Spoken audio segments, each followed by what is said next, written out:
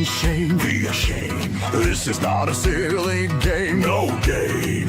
Throw insults, throw blame. Face red. It's just for clicks and views and fame. Nay, nay. This toxic community of ours, shameful, misuses views and powers. Shameful. From John and Mid to Mr. Mittens, Boo. To Crow up Jew to saving kittens. True. Spiders caught by side-eye guy live out their lives when back outside. Hey, dear, may make lots of noise. John's 2 hits of the Backstreet Boys. What else can I say? We all are here to stay. When toxic rocks it with love and care. Hearts and hot dogs everywhere. Nothing but a search for truth. Expose the fake and show the proof. Mythos knows it's all at stake. He knows when he tells the world it's really fake. It shows. Jeff cooks up a mighty hit. Oh yeah, by telling peeps to buy his shit. You guess Mr. Gray is here to stay. No fall. And all is on the way. Ring the ball. Jamie thinks he's such a cutie kid, loving everybody's booty. Winner! Shape is from the U.S. South.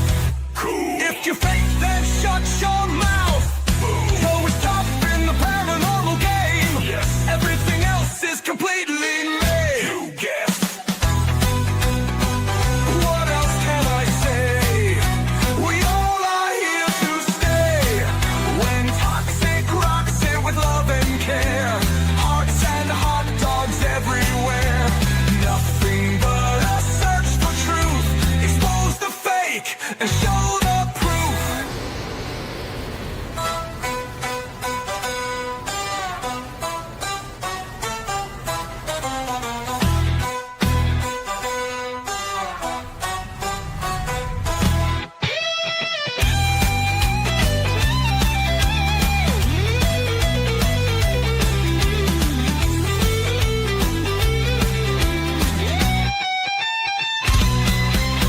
Mythos knows it's all at stake. We all are here to stay. When toxic rocks it with love and care. Hearts and hot dogs everywhere. Nothing but a search for truth. Expose the fake and show the proof.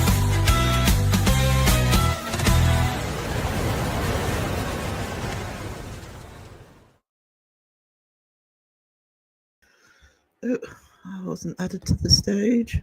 Oh, fabulous. Woke up 20 minutes ago to no internet. Awesome. Let's just get some music on. Got no Phil tonight. He's working. How rude. Hang on.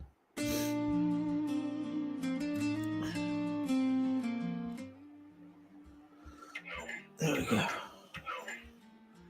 All right, let's see who's in.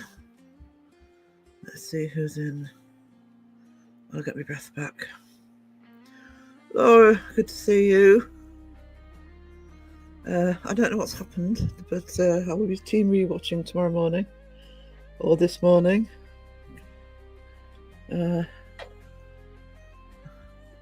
So, Mike, sorry, that was a bit breathless. Take me inhaler, so Mike, hang on, let's let Christy do it. Can't find her. I can never find her. There she is. Hello, Mike. How you doing? Oh. Chat's jumped already. Okay. Lovely Caroline. Hello, sweetness. Raven! Exclamation mark, exclamation mark, exclamation mark. Raven in the house. Just Jane in the house. Good evening, morning. Whatever you are. Had to reboot, yeah. First time I've had to do that. Didn't know how to do it with all the new equipment. Sarah must have had a white chocolate incident. I'd have needed more than an inhaler for a white chocolate incident. Tell you. I need to get my breath back. Alexis, hi all. Hello to you too. Sweet Goth. Oh, there's a lovely Sweet Goth. Hello, lovely, she says. Oh, good. Everybody's saying hello to each other. I can crow the chat. Twerk it, Jamie. Twerk it.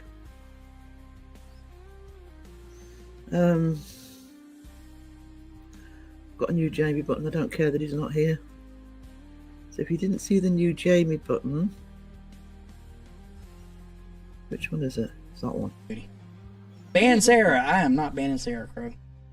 You know she's one of my favorites. She's one of my favorites. She's one of my favorites.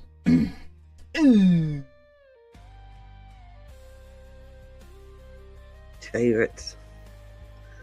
Yeah, as the evidence, one of his favourites. Cree, good to see you, sweetie. Crow in the chat, crow in the chat. Sound is down right now. Am I loud enough, guys? Because I can't hear me, so let me know if I need to turn the volume up a poo. Mariah, hey, sweetie. I see you. Jethro, member for 6 months. My favourite lurky turkey. No problem, darling. Thank you for being a member of 6 months. You are awesome. Sound is perfect. Oh, my goodness. One technical issue with nights all I can handle.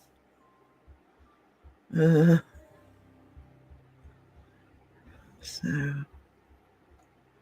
you're okay here. The voice is a bit croaky, so my voice might be a bit lower than normal. Not my usually gobby self. There we go, bottom of the chat. Just. Wayne! I hear a friend of yours has been causing a few issues tonight. I need to catch up. Oh, Brittany. See, I'm Team Brittany. Hello, sweetness. Just played Jamie's button. Or one of them. Oh, actually, that's the point. Jethro's a member for 6 months, so we need the super chat button. I've got... Oh my god! Phil's normally here to nag me. Play the button, play the button. Love you all, says Jethro. Can't stay. Catch you soon if I'm back in time. Rock on. You're always welcome, whether it's lurking or whether it's just popping in. Everybody's welcome, especially while I'm getting going. Crystal is a pain in my arse. Really? I'll bet. She, you want to be careful, Wayne. She'll become more popular than you are. I've been there. One of the fanzines I used to do was a wrestling fanzine for Shawn Michaels. And on the very first edition, because, I ended up having writers on it, but for the very first edition that I put out, I wrote everything, and I thought, it's going to look a bit stale if it's just me writing all the time. So I actually made up a character to write a diary. She was called Lady Heartbreak. And I wrote her differently. I wrote her as a complete believer that everything in wrestling was real. And it was like a comedy bit. And I got to know quite a few of the wrestling fanzines, and we'd often sort of swap articles so we could help each other out. And I was constantly being asked, oh, can you get Lady Heartbreak to write an article for us? Because they didn't know it was me. Only my fellow editor knew it was me. And I got and I kept saying, well, I can write something for you. Oh, no, we'd rather have Lady Heartbreak. And I got so annoyed with my own alter ego, I actually killed her off. Literally. So, yeah. Caution, Wayne. You know, people are going to be like, you're going to be like, do you want me to come on your live? And they're going to, no, but, can you get Crystal to come on for us? That's what'll happen. Learn by my mistakes. I still get the occasional person saying Lady Heartbreak. I got so annoyed. Hang on. Just let me check Instagram. Oh, okay. Feels lurking. So yeah. Alter egos. Crystal finally let Wayne out of the basement. You don't know if she's ever going to get out again if she gets too powerful. Dr. Jekyll and Mr. Hyde.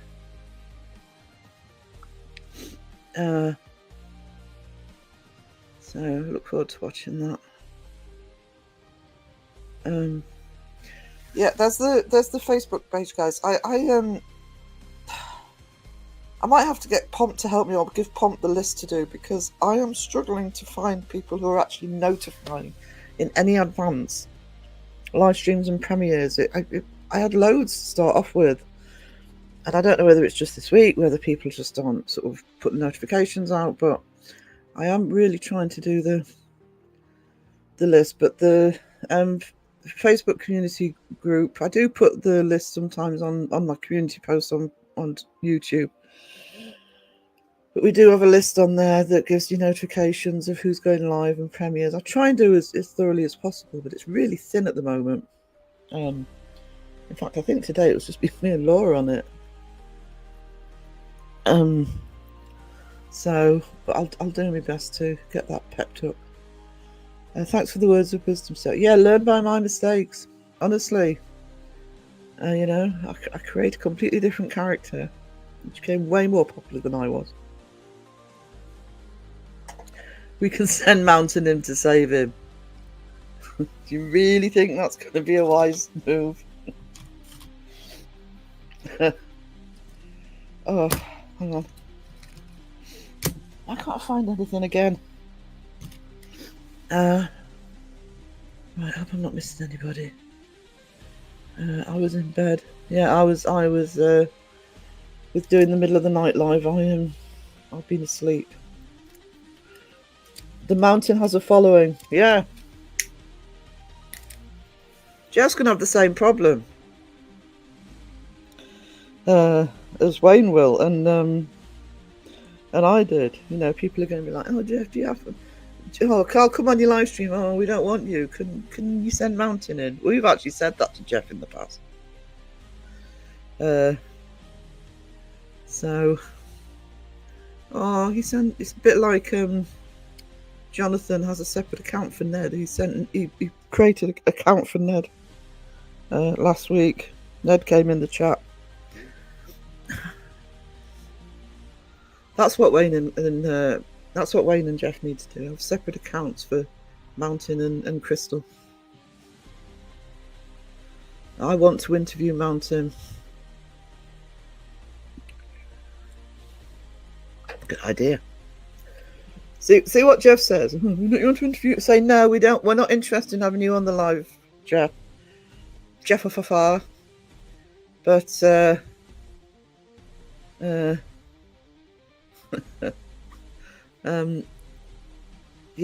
Say no, we're not interested in having you on the live, Jeff. But can you send Mountain on? Ned is a bit unfiltered. Ned was awesome. Jonathan's awesome. Jonathan, debunk the junk, if anybody doesn't know. Jonathan, just the way he puts things so succinctly and so, hits the nail on the head with what he says. He's very, very clever. Knows what he's talking about. Who's the Mountain? Alexis, Jeff of Boo Productions. Paranormal. Actually, one of the mods can put Jeff's link in the chat. So if you know Boo Productions Paranormal, it was a while ago he started it, but what he did was he created a character that was basically the third brother of Twin Paranormal. And he's called, so Twin Paranormal, obviously it's River and Ryan, isn't it? And he called the third twin Mountain.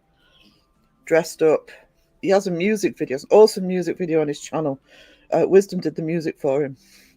And there were actually people coming into the chat, as in Twin Paranormals fans, who fell for it, or seemingly fell for it. But the music video is awesome. If my computer could cope with it, I would play it. But it can be. He has got the music video on his channel.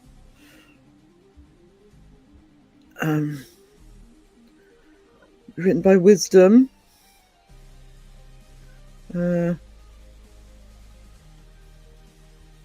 Well, butter my biscuit and call me Sally. Look what we have here. Well, hello there, sir. Well, hello there, Jamie. I've just played this. I'm going to play it again. Ban Sarah. I am not banning Sarah Crow. You know she's one of my favorites. She's one of my favorites. She's one of my favorites.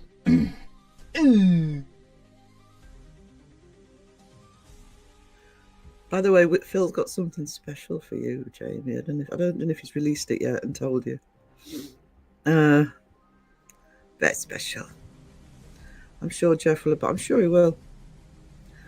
Go away, they are Team Brittany. I haven't uploaded it yet, but I have got the button that I'm going to make it into a button that I sent you. That Phil. I'm Team Jamie. He loves my booty. Traitor. After all this time, and he goes Team Jamie.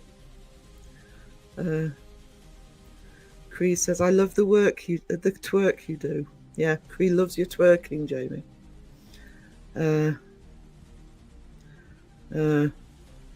I'll do just that, Sarah. We want mountain only. People need to know more. Yeah, expose. The third brother. Cast out from the family.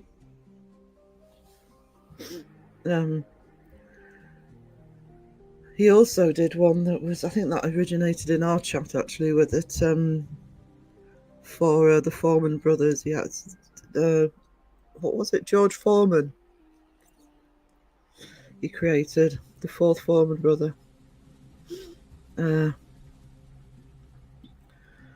Well, Mountain's in the ER and Karen's in the big house. Stay tuned for updates. Oh no, I've been asleep. I've missed all this. There's Boo Productions link. There's Jeff Afar's link. We have a domestic in the chat. Jamie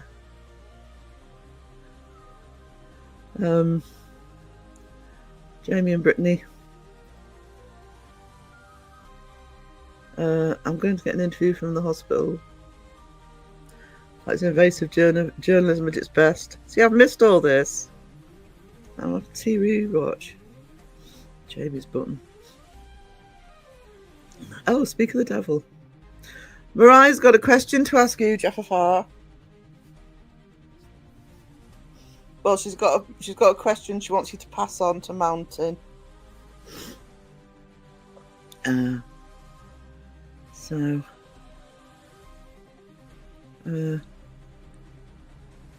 it was a while ago he did the George Foreman.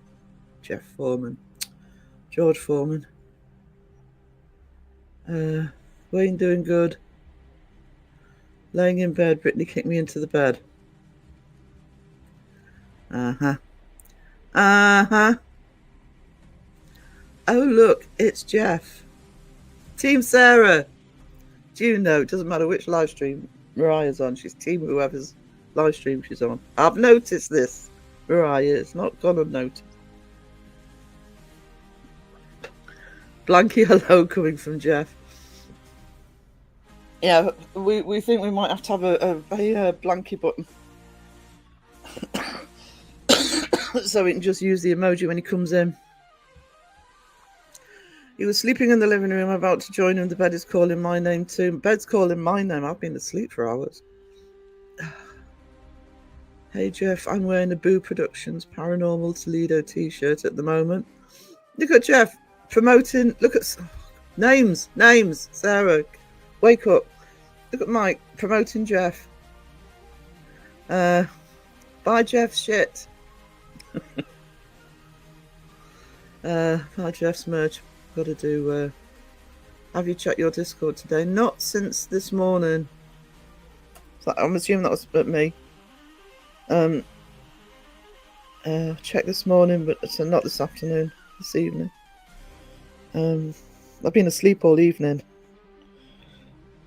so I can cope with starting a live at 1:30 a.m. But I will. Oh, look at see when he's pulled up on it, he does it. Saying hello to everybody. I'm sure there's somebody you've missed. Jeff, peer pressure is a bitch, huh?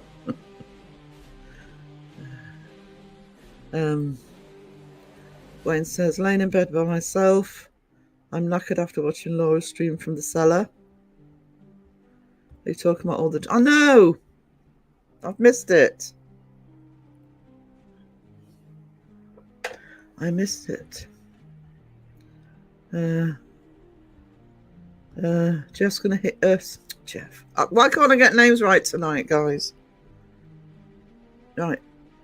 Wayne, Jamie's gonna hit you up tomorrow. Run! Mountain sounds like a pleasant person. The last person called Mountain I know is on execution from Game of Thrones. Mountain's a very hip young man. With his salt guns and his all his chains and his baseball cap. The mountain scene on Game of Thrones was the most brutal things on TV. If you know, you know. Can't remember. I got through the first 3 and a bit seasons of Game of Thrones and didn't keep going. I think I've said this before. I was going to just wait for it all to finish and binge watch it, and then people said how bad the last season was, so I never bothered.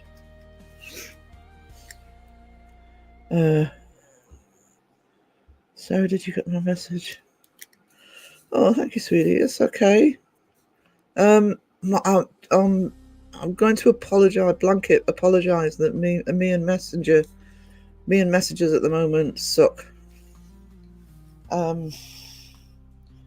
If you're on Instagram, guys, that's the one I have open all the time. I'm more likely to notice Instagram messages than Discord or Facebook, to be honest. I mean, I check Facebook more now because of the forums, but the Facebook groups we've got.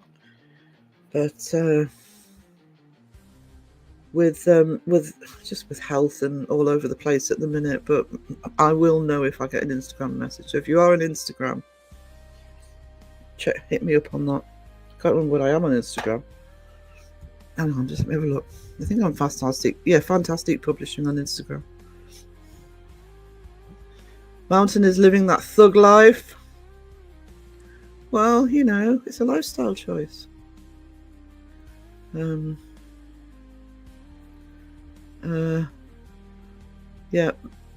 Jeff, Mariah wants to interview Mountain in the hospital. Ooh, Instagram. Yeah, so if you have Instagram, it's all right. I've got Messenger and it does ping, but some people will tell you that unless I answer it straight away, I tend to forget I've had a message. It's still worth watching Game of Thrones. I think one day I will. You know, what is it? 8 seasons. I say I did see the first 3.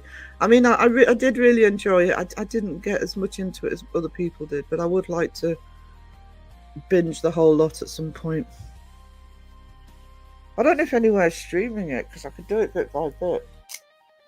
Does anybody stream Game of Thrones? Because that's a lot of seasons to buy. Mind, I'm so behind on my own stuff. I'm still a season behind on The Boys. What was the other one I noticed I was behind on?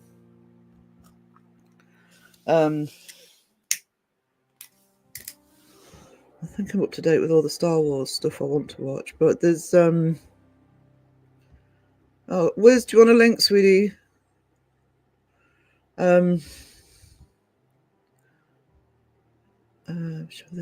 But I don't know if anywhere streams it. Yeah, I am. I do miss my TV shows, but don't have time these days. Maybe once I've switched rooms and I've got a proper telly set up, I can force myself to relax and watch telly again.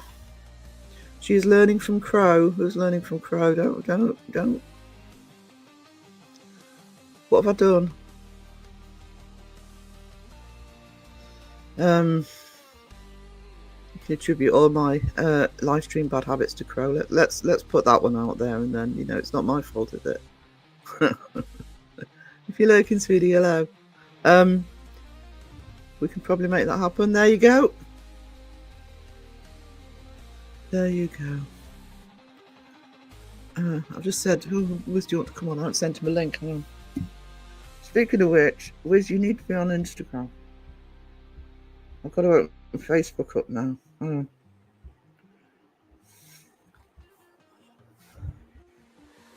Facebooky. And I've got to find him because for some reason. Oh, he's there.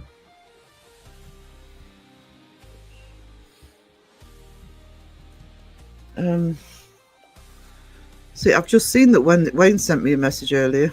Sorry, Wayne. But I'm crap. I'm crap. Wayne's familiar with my inefficiency. There's Wiz.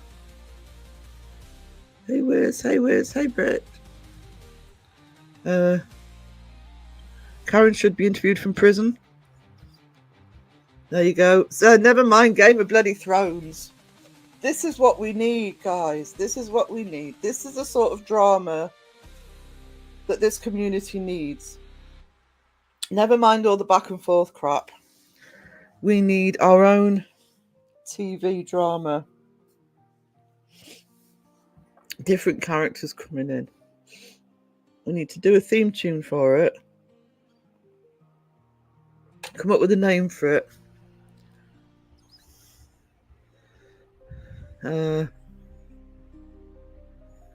Expose show. Bit like one of the reality shows, like the Kardashians or something, or the Osbournes. Call it the Debunkers. I've watched Game of Thrones all the way through twice. I really enjoyed the first 3 seasons, but I found it a hard watch to... I'm usually very good at binging. I couldn't binge Game of Thrones. I never seen one episode of Game of Thrones. I love The Boys. I absolutely love The Boys. But I think when the season came out last year, that's when I ended up being hit with demonetization and all that sort of stuff. And I never got around to watching it. So what I'm actually going to do is once they announce when the last season is, I'm going to watch the season 4 before the new season starts. I haven't watched the second season of Squid Game yet. And I really liked Squid Game. Game of Thrones is my favourite show, that's Brit. I can see why people love it so much. I don't hate it. I really enjoyed it, but I just didn't have the... I tell you what happened. It's been out long enough for me to do a spoiler, hasn't it? It was season 4. I started watching season 4. And I opened up my internet.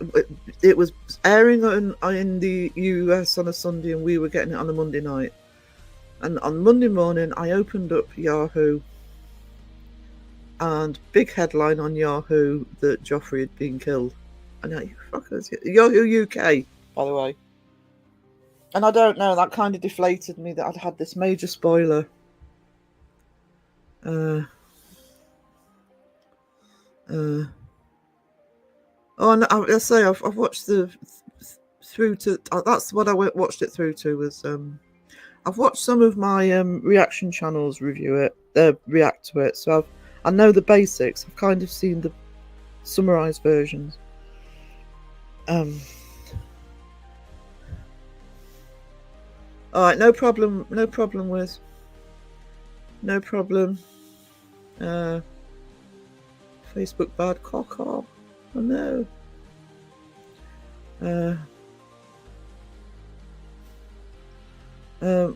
Wayne, I just decided to like your sister more. See, Wayne, do you see what happens? Do you see what happens when you have this alter ego? They become more popular than you do. Learn by my mistakes. Same with Jeff. You know, nobody's going to want Jeff on the live streams anymore. They're just going to say, you can come on, but we only want Mountain. We don't want Jeff. We don't want Wayne. We want Crystal. Oh, he's there. Sorry, sweetie. I just read that you're not coming on, and you're in the basement. I'm behind on what the heck? It's really not raining as hard as they said it was going to be. So. Okay, well, as long as you can cope, sweetie. If you have problems, just let me know. But thank you. I actually woke up at 20 minutes to go, and I started setting up. And I've got no internet. I was playing Luigi's Mansion, and I just lost all track of time. That's all right. That's one of the reasons I haven't gone back into gaming yet. Just kind of get lost in the game. Oh, but that's why I used to love gaming so much, is because I did really love it. It's actually why I'm frightened of getting back into it. But I find when you're gaming, because you've got to focus on the game, it kind of forces you to forget all the other crap that's going on in life. Do you know what I mean? You can just lose yourself in it. Yep. I never remember having Instagram.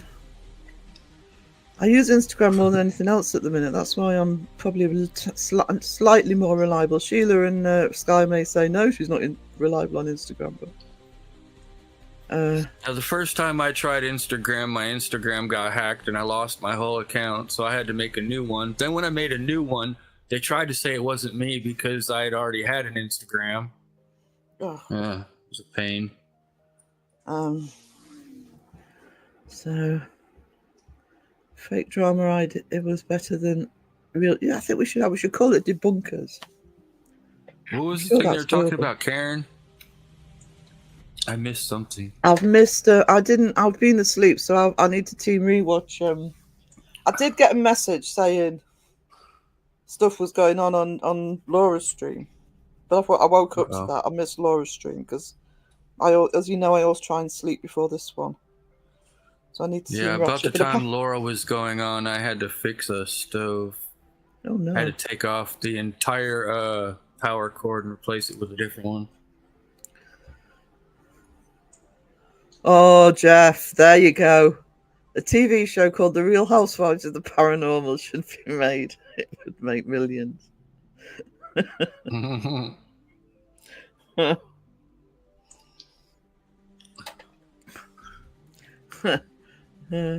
Wait a minute, I should get the exclusive for the prison interview. And she opened a can of whoop-ass on my live, did she?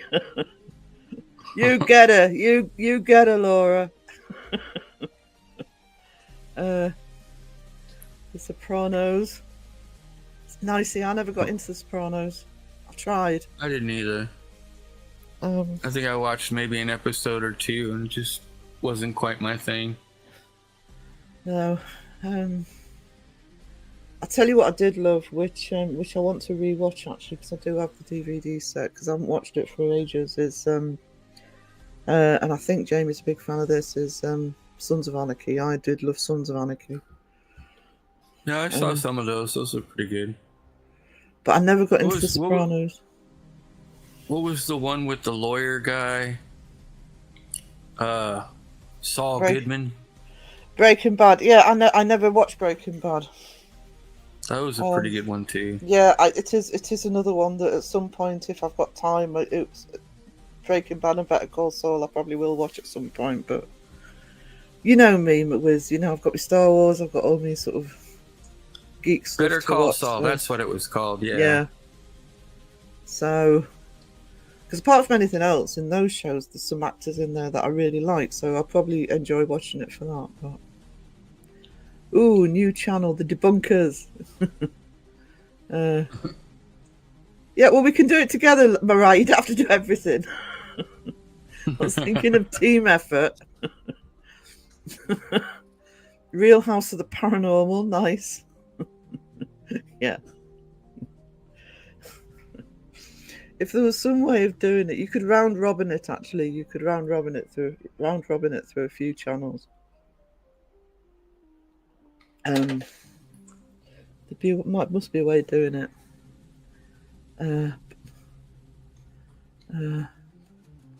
But yeah, Jeff agrees. Yeah, Laura, you should.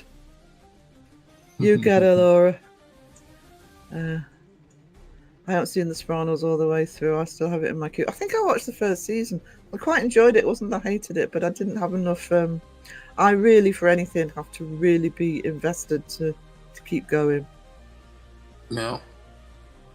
And even when I am invested these days, I mean, the fact I haven't watched the last season of The Boys yet is unheard of for me. I watched Lucifer all the way up to when they cut it off the first time. When they started making more of it, I just kind of lost interest after that. I've watched all of Lucifer. I love Lucifer. I love it. Yeah, it was a fun show.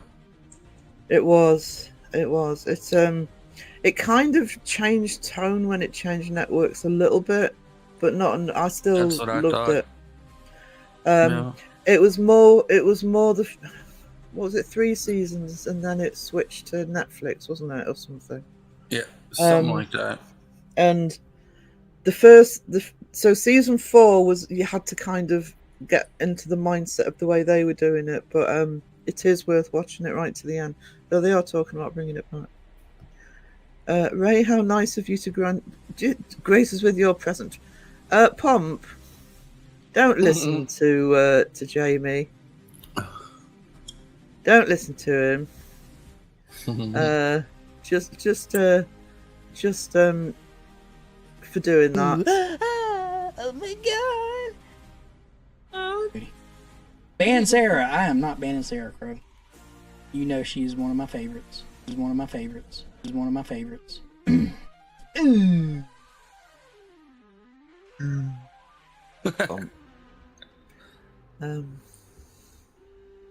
See, I never got around to watching Boardwalk Empire, and isn't Boardwalk Empire the one with Steve Buscemi, who I absolutely adore? That is one I really should. No, I should check that out too. I haven't even heard of that one.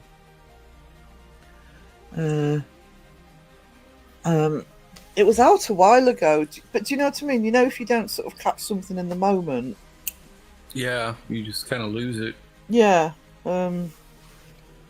And I am also somebody who, if I really like a show, I'll watch it again. So, and because I'm always so busy, if I do watch stuff all the time, but because I'm always so busy, I'm more likely to put something on I've seen before, so I don't have to give it my full attention. When I have to give it my full attention, that's when I'm in trouble. Although I will confess that sometimes if my reactors are reacting to something, I will cheat and watch that way. I saw Boardwalk Empire, excellent programme. Do you know, I've never seen Hunger Games. I don't know why. The first movie was okay, but I didn't really watch much after that of it. It's a franchise that I never... Not that I didn't want to, it's just it's just something else that sort of slipped through. It was an interesting story premise. Actually, I was on Amazon today and I noticed that they finally got the second Shazam on. I haven't seen the second Shazam yet, and I love the first one. Really? Yeah. I didn't even know there was a second one.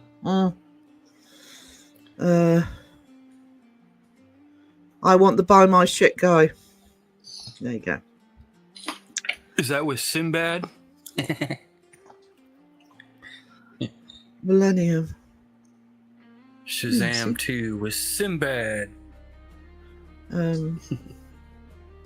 Yeah, so because I absolutely love the first Shazam.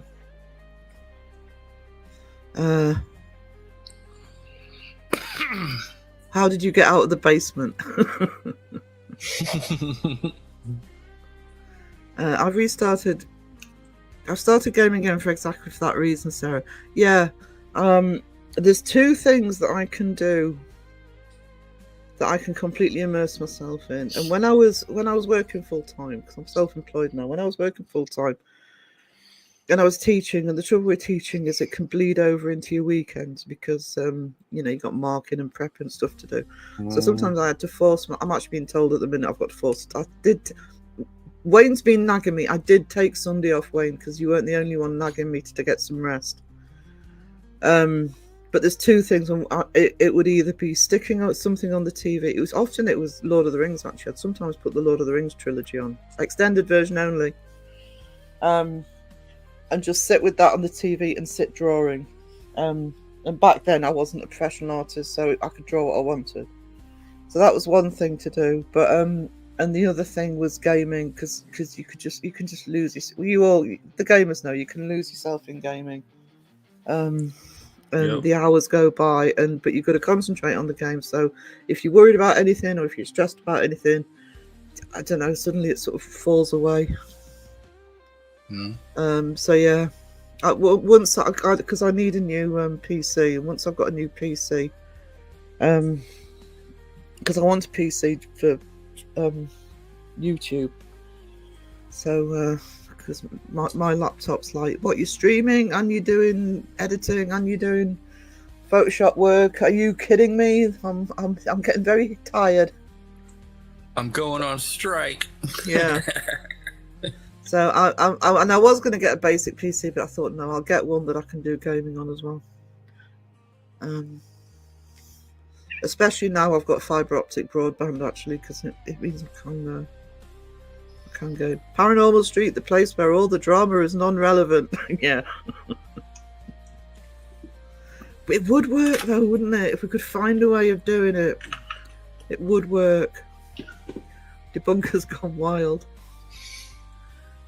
Don't forget Crone Seggers, the paramedics in the ambulance that had to stop at McDonald's on the way to the hospital with Mountain. Yeah, Mountain's lying in the back of the ambulance, and all he can hear is Crow going through the drive-through.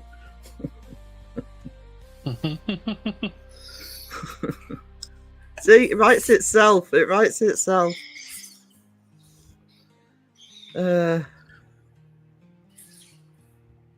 There's an actual real housewife scamming people. I've been observing her for a while. Oh no.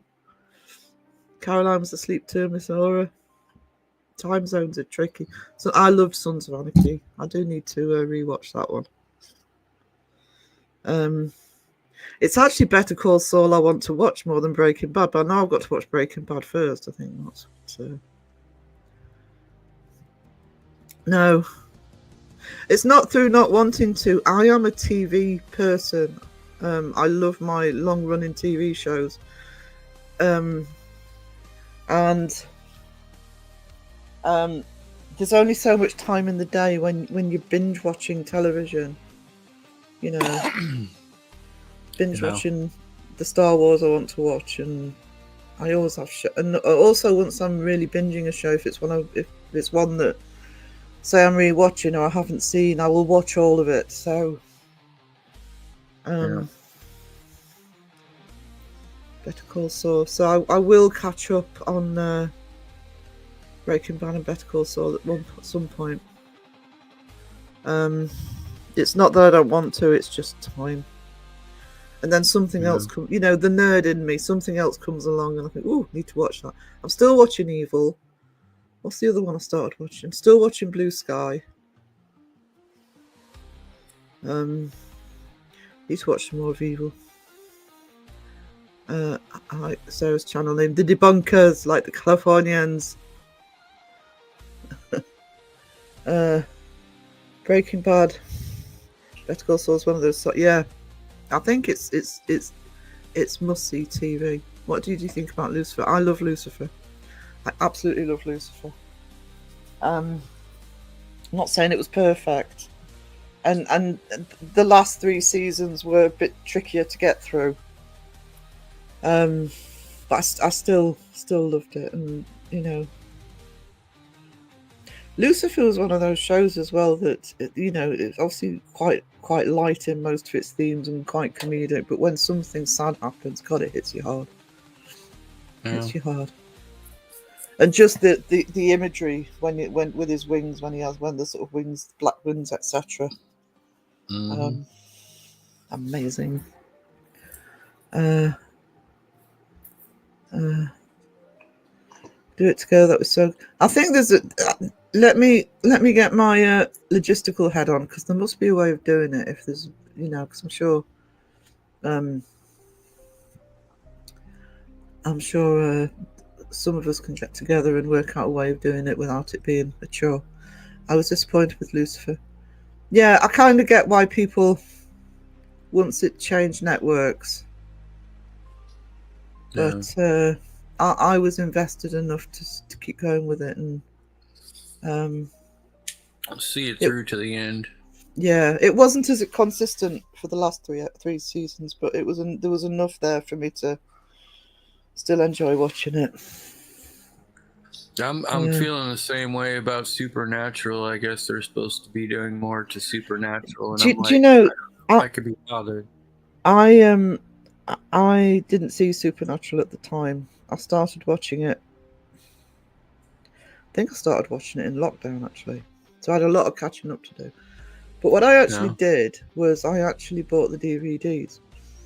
And because I had time to go through on eBay, and we have two really good sites in the UK, one called World of Books and one called Music Magpie, and you can get DVDs for nothing. And I was really lucky with Supernatural. I got even the later seasons. I actually got for like pennies, So I do have the full DVD set. I know it's streaming, but I do have the full DVD set, because I still do get the full sets for ones I know I'm going to want to watch. And it's funny because I got through the first 5 seasons, and I am slowly getting through the rest, but I really binged the first 5 seasons, and I actually slowed down a bit. And I'm thinking, what have them on a media, that way you don't have to depend on the internet. The internet goes down, and you're like, I was in the middle of watching something. Yeah, exactly. But what I actually then found out was, initially there was only supposed to be 5 seasons of Supernatural, which is why I won't give any spoilers, but why season 5 ends the way it does. And then they picked it back up again, and you can kind of feel it. You found it with Buffy, because season 5 was supposed to end Buffy, and then suddenly says, "Oh no, you can have a season 6," and I hate the season 6 of Buffy. It's almost like they're like, "Oh, we can do some more," so they had to get the story back up and running again. So I still haven't watched all of it, but I do love Supernatural. New season of Black Mirror. I'm lurking watching Ghost season 4 so I can see real ghosts. Ghosts. Do I know that one? Hey, Enger. I think I'm a little bit behind chat. 10 minutes. Okay, that's not so bad. Thank you, Mike. You are a treasure. I'll remember the button. Oh my god. Oh my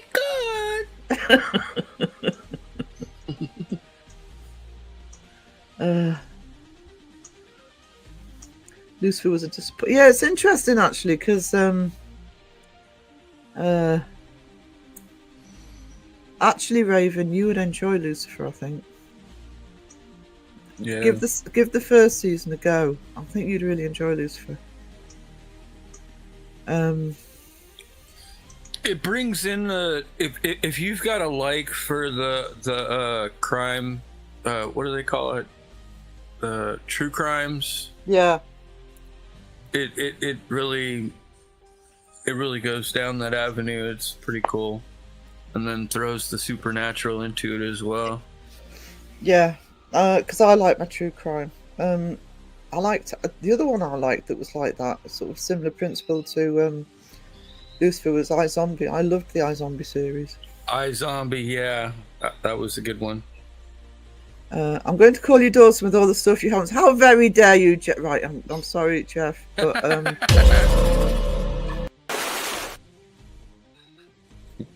into a nerd and a YouTuber. I have discovered the hard way that being a nerd and a YouTuber doesn't work. YouTube's cutting into my geeky time. Never seen a single episode of Supernatural or Game of Thrones. Give Game of Thrones a try, I'll say. I like Hunger Games, Divergent. Divergent. I know the I name. didn't watch the second Game of Thrones, whatever it was that they put out. Just the first seasons, the originals. Oh, fine, right, yeah. So you'll put all this effort into other people's streams, and just because it's nearly 2:30 in the morning, it deserts me. I'm kidding, Wayne. Get yourself some rest, sweetie. Night, Wayne. Good night, darling. Morning. Thriving in Middle Earth. Oh, see, I love my Lord of the Rings extended versions. I can binge those. I haven't seen the extended. I actually can't watch the theatrical one anymore. Because I don't know. There's just those little extra bits in the extended ones that really make a difference for me. Any weirdos out there watch Wheels of Time? Is that the Netflix one, or am I getting confused? I haven't heard of that one. Or is it the new one?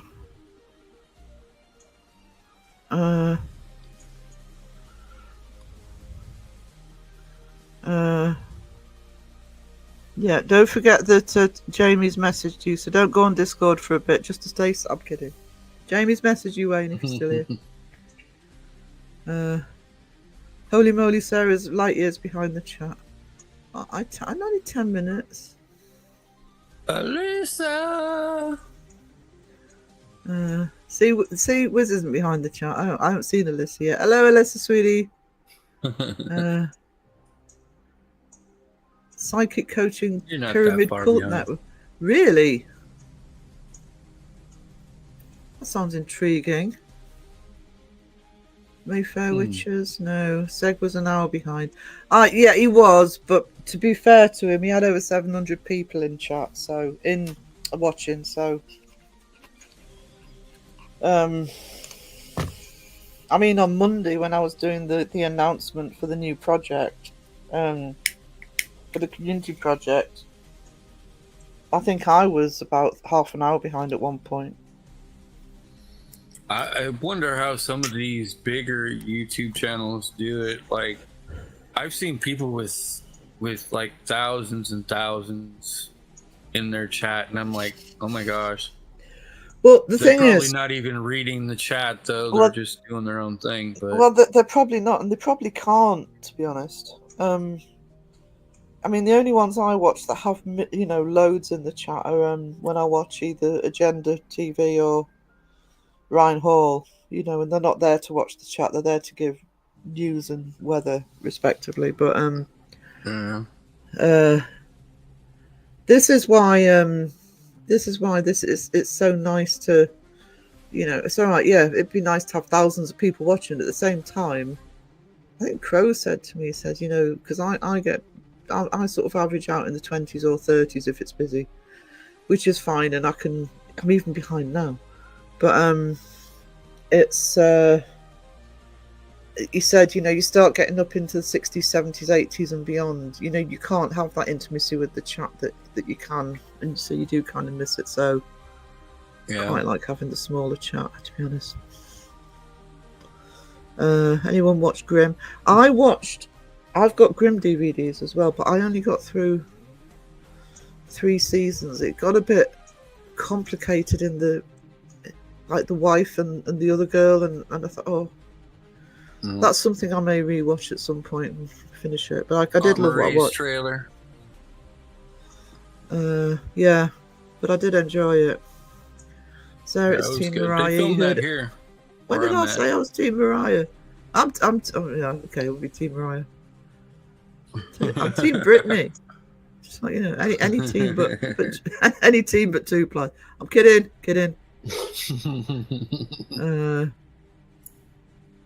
Mayfair. See, there's so many shows as well. I mean, in the sort of 90s and early 2000s, there weren't that many that I wanted to binge watch. You can't watch everything now. I've rewatched Grimm so many times. I love that show so much. I did love the premise of Grimm, and I just hit a wall with it. I'm pretty sure I've got all the seasons though. I'll tell you which one I also loved, and I think I need to catch up on getting the DVDs. I don't know if anybody watched Warehouse 13. I adored Warehouse 13. I think I would give Lucifer a try, Raven. I do think you'd like Lucifer. Yeah. That supernatural story. See, I have comfort shows.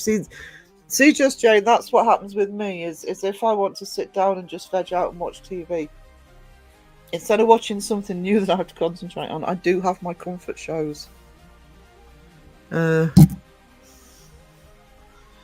See, I love the Tiger King, Jeff. I probably wouldn't have watched it if we hadn't been in lockdown.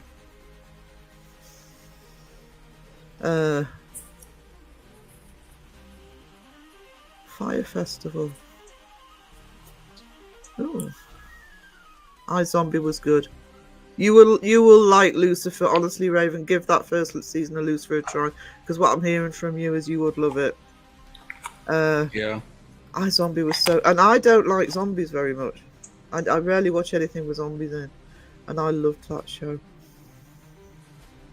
Yeah, Z Nation's another good one for zombies. It's more of the comedic and less of the zombie type. Yeah. I also like the fact that they had this thing where whichever brain she ate, she developed that personality. I thought that was a really good hook. See what they went through or whatever, yeah. Alyssa, you're a treasure. You know what you get for that? Oh my god. Oh my god. My god. I know I'm behind the chat and I can't see there's another super chat, so I'll get there, promise. Harry Potter. I'm not watching Harry Potter. Jeff, you can. That's not even a planking. That's a drop bear.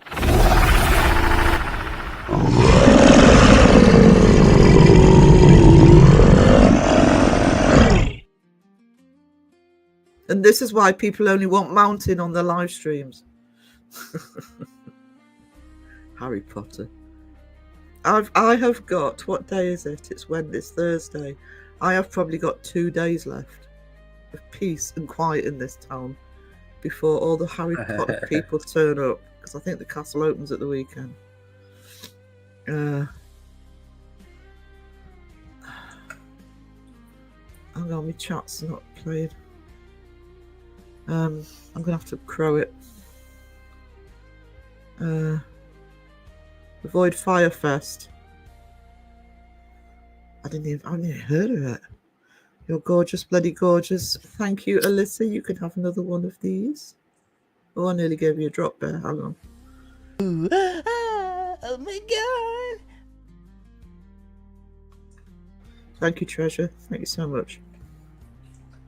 Thank you, Alyssa. In the 90s, I loved the X-Files.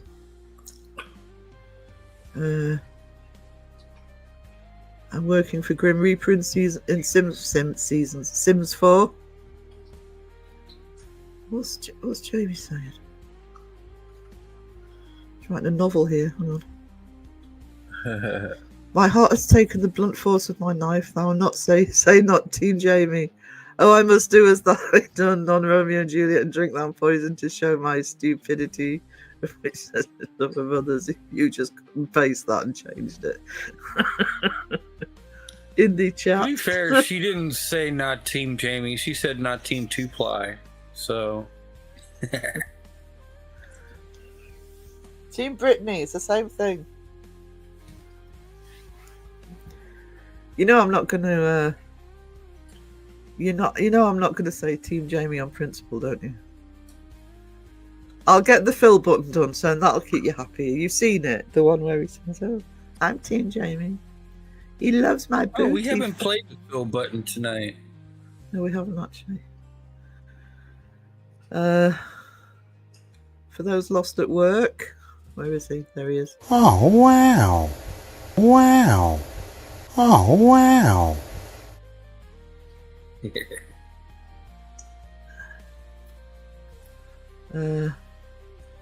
Breaking out the Shakespeare.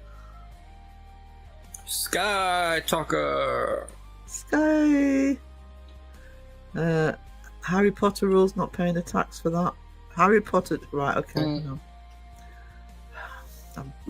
I'm planking all the channels tonight. Talk about drama, honestly. Come in, bring in drama. Threatening me with Harry Potter.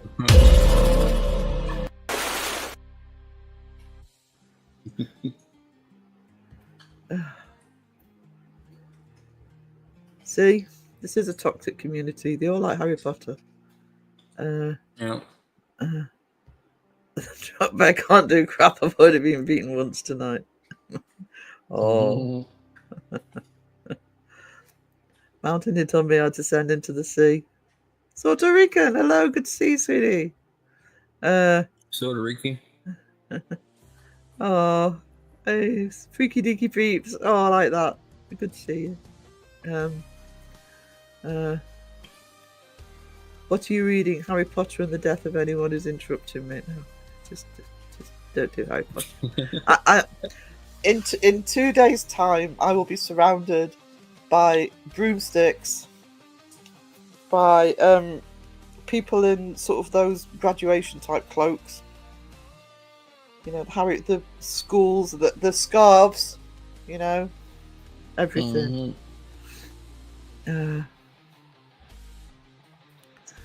Sky, you treasure. You absolute treasure. Here you go. Oh my god.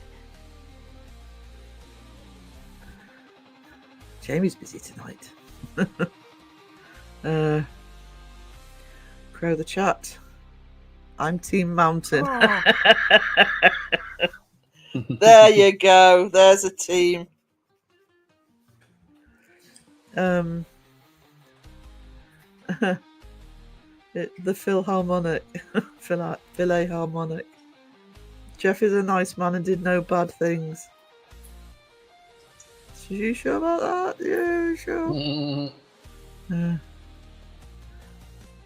I've got the best Jeff. I've got the best my O button once I figure out how to use them.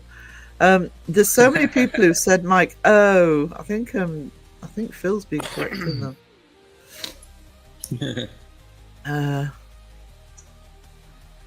Jeff is nice. Mountain is a hoe.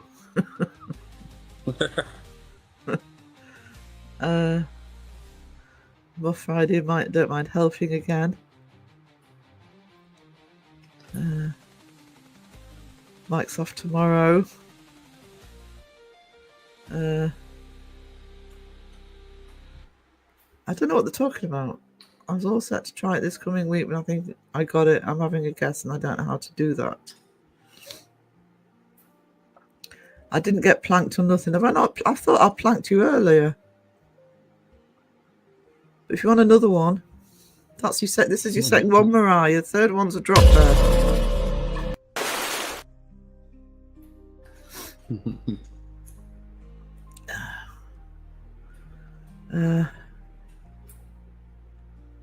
People just come in.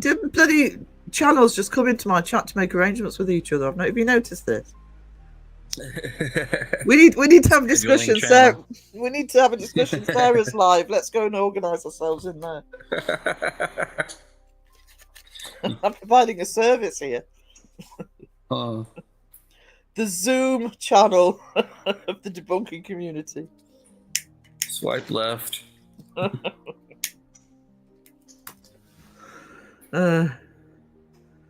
I like everything fantasy and dystopia except Twilight. I am proud to say I've never watched Twilight. Dawson loves Twilight. I think I watched the first couple. I was like, nah. Dawson has agreed to dress up as a sparkly vampire when he hits 10k. It wasn't as good as Vampire Diaries. I like Vampire Diaries. I never saw Vampire Diaries. Is that one worth watching? No, it was pretty decent. Alexis, Mountain may not make it tonight. It's not looking good. You see, drama. We could be raking it in with the debunker soap opera.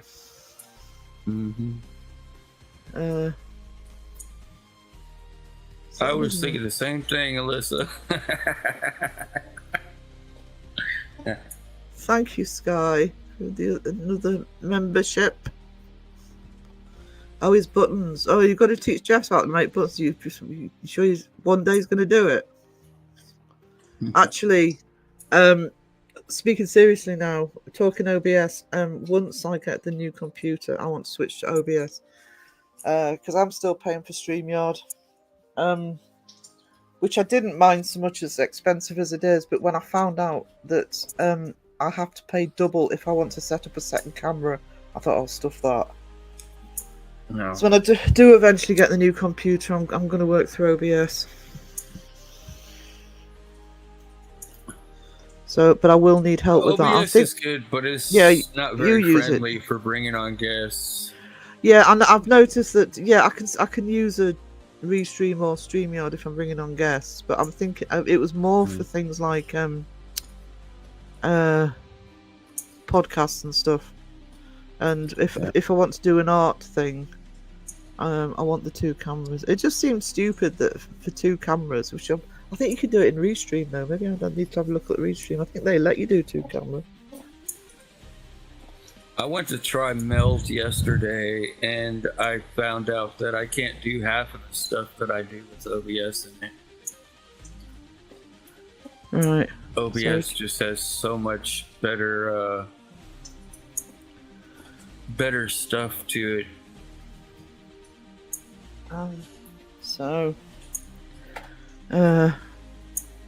I may use it as an option once I'm set.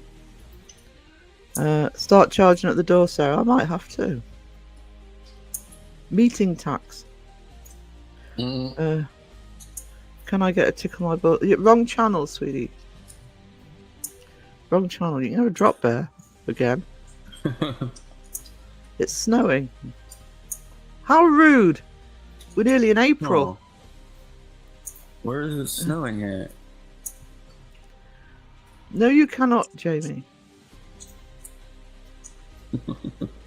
I do have a I don't know if I can't find it. I haven't used it for a while. I do have a Beardo button for anybody who threatens me with white chocolate.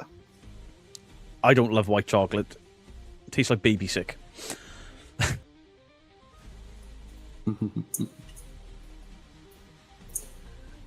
Debunked. Chat keeps jumping. Hang on, what's my chat doing? Oh, I didn't know it was you that said that, Alyssa. I missed that, sorry. Snowing in Canada. Yeah. I've read that one. His buttons. Stop. Oh, no, right, okay, so I'm back to where I was. I filmed the first Twilight where I lived in Portland at the time. Never seen Twilight. Waterhorse! Hey, Rachel. Good evening, ghostly, ghastly ghouls, goblins, and the like. Going to get my energy drink. I'll be back. I'm down to the Diet Coke because I've run out of coffee. Didn't make a flask, I just made a cup. Crud.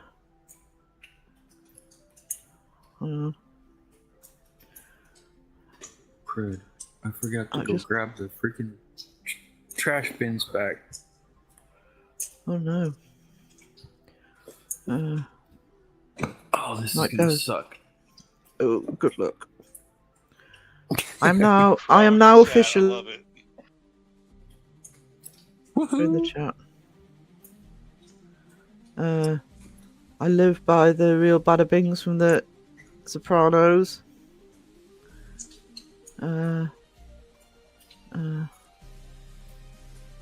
Well, tickle my moist and call me Mary.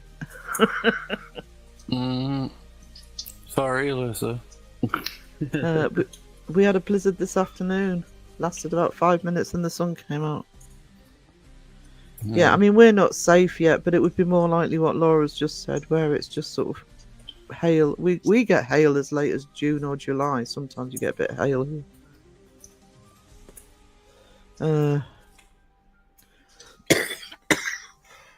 I will be right back. I'm gonna go run and grab these bins real quick. No so I problem, don't get sweetie. yelled at later. Oh, Peter has to take his babysit. Apparently.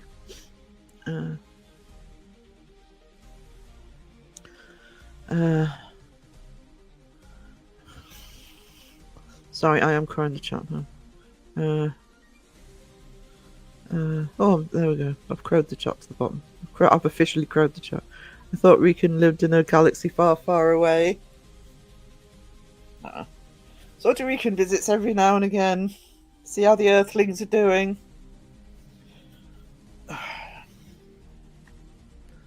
Just gonna have a drink. Hang on.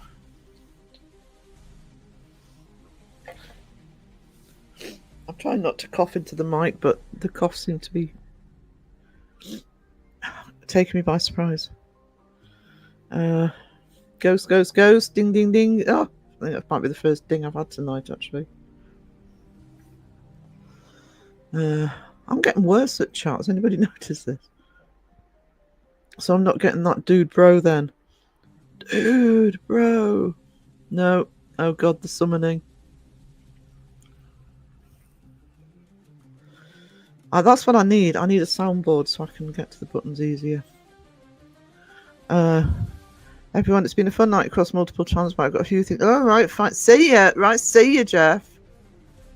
Don't let the door hit you on the way out. I'm kidding, sweetie. Thank you for being here. Puerto Rican says, I do dwell in my own mental universe often, but Jersey is in its own world too.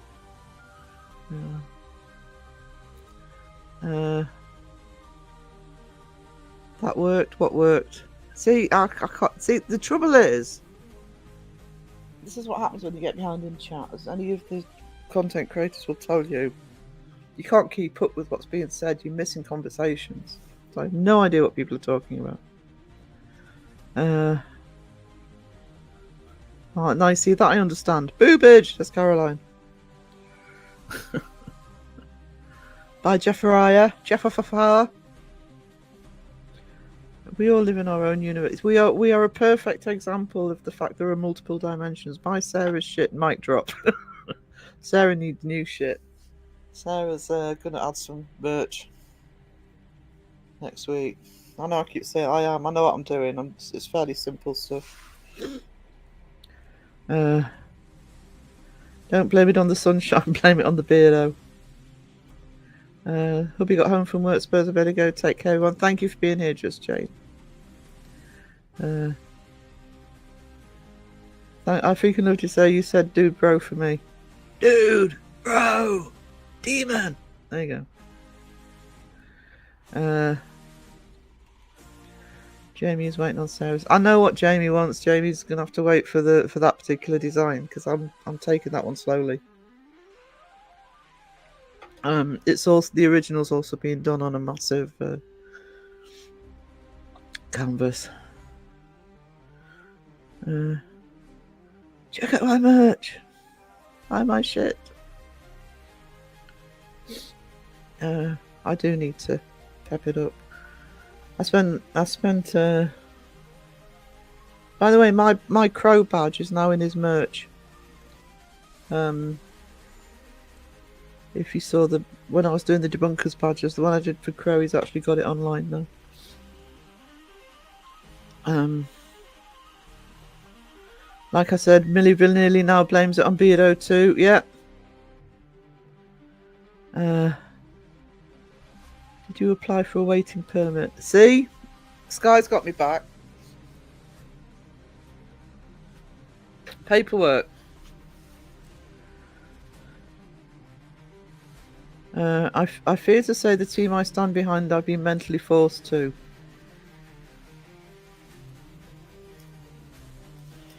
One of us. Cult.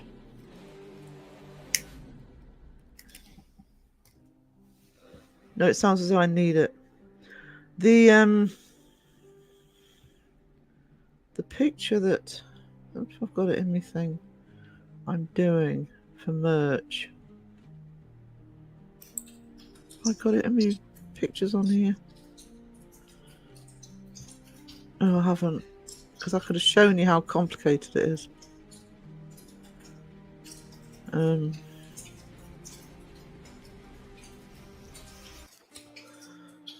doing the outlines first, and then I will do a video of rendering it. Time for me to take off, you guys. I have to go in the morning with my husband. Get shots. Have a great night. Laura, if you're still here, I did message you, but I did put your link in the last video where I summarised the project. So it is in the description if people need to get in touch with you. Yeah. Okay.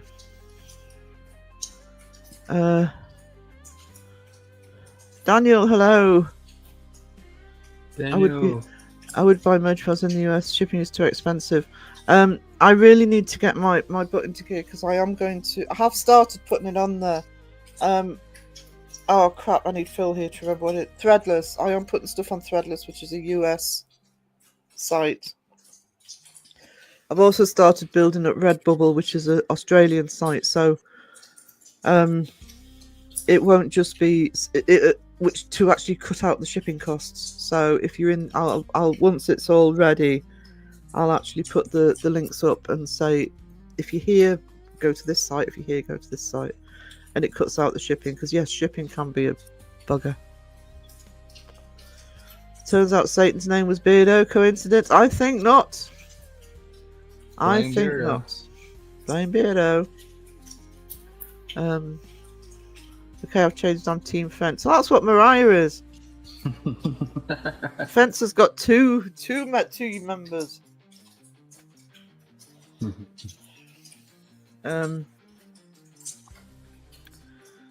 Sky, that's why I'm fond of Beardo.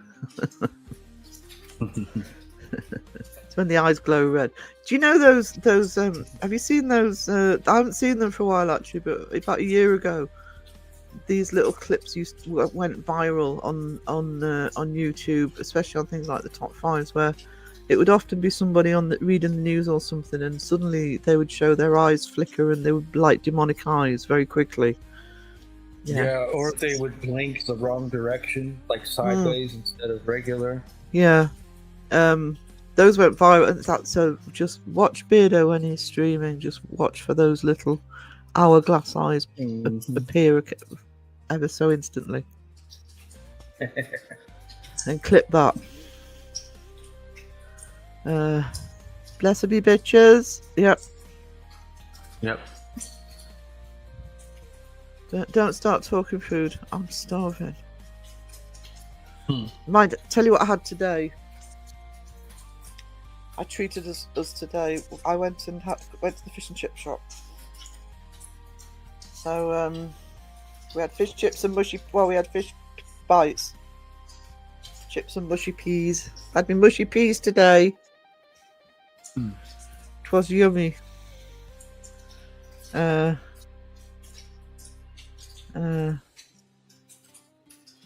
may move to Edmonton after son graduates. I'll be here forever and ever. Sarah, are you suggesting Beardo is one of the lizard people? I can debunk myself.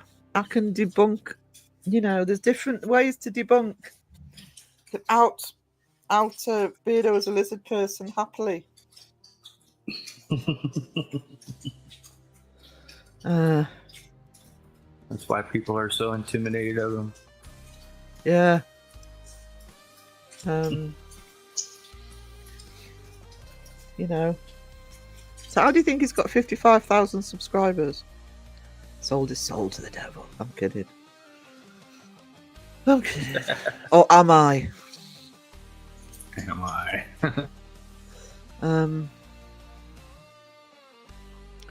Had spaghetti. Oh, I might have spaghetti tomorrow. I've had spaghetti for a bit. I sing tickle my balls all day after I see Beardo. Good to know. Good to know he's such a positive influence. See? Demon. Beardo demon. Dude, bro.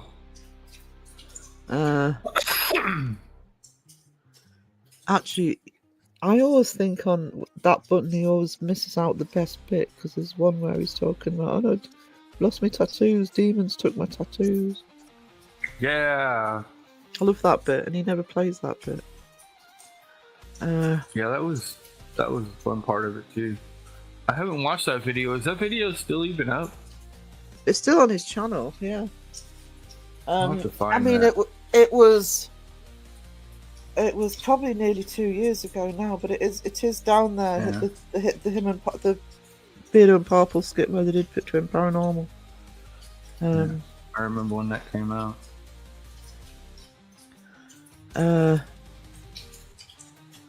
Tofu Penang curry. What is it with you and tofu, Mariah? Yeah. Got something against seasoning? But something against meat. Oh, I'm sorry if you're vegetarian. Oh, you're not vegetarian. I've just said that. Nothing against vegetarians. Bollocks. Actually, the friend I used to go to all the gigs with when I lived in London, all the G&R stuff and everything, she was vegetarian when I met her, but she was vegetarian because she didn't like meat. She didn't like the texture of meat. So she would eat things like fish, and I think she ate bacon. But then she did turn vegan, and when she turned vegan, and she said, "Oh, come over for dinner," and I thought, "Oh God, you know."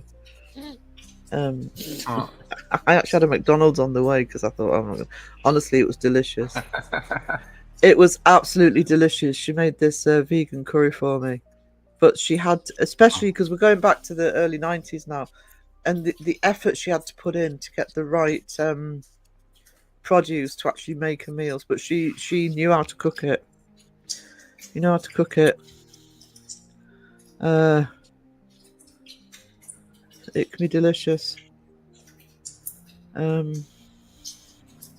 do like my vegetables, so it's not like I have meat every time. I love me veg and me mushrooms and everything. I just don't like tofu, but I think Mariah said she makes her own or something, so it's never tasted good when I've had it. Bearded demon. I went to go to a sausage roll and a steak bake. I tell you what I like in Greg's is the pasties.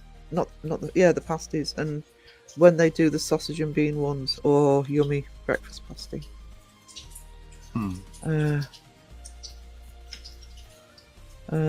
I season the tofu. Yeah, you clearly know how to use it. It's when people just throw it in.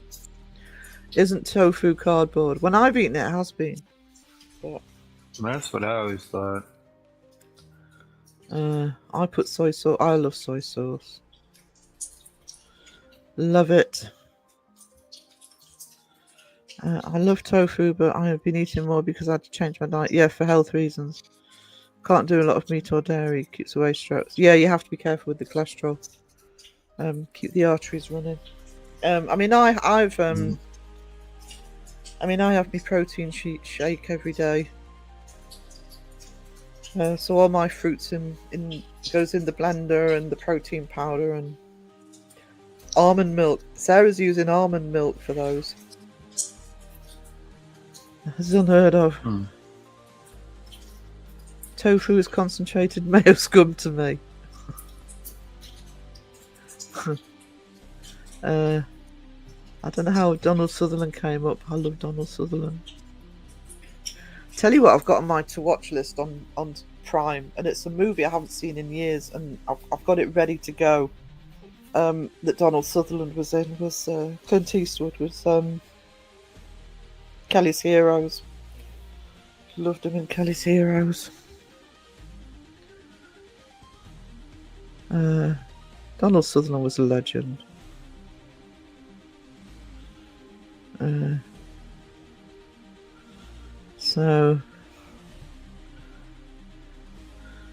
Yeah, that's what I mean. It's like when Kim went vegan and she cooked for me, and it was amazing. You just got to know what you're doing with it.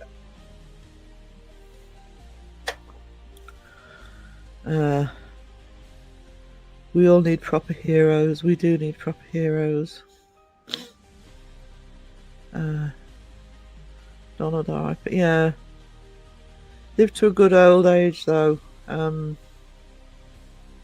So you got that's when I sometimes when actors die young or younger, you know, you think, oh, there's two people I've thought that about. Is one who died very young was Heath Ledger. We could have had a plethora of good movies with Heath Ledger.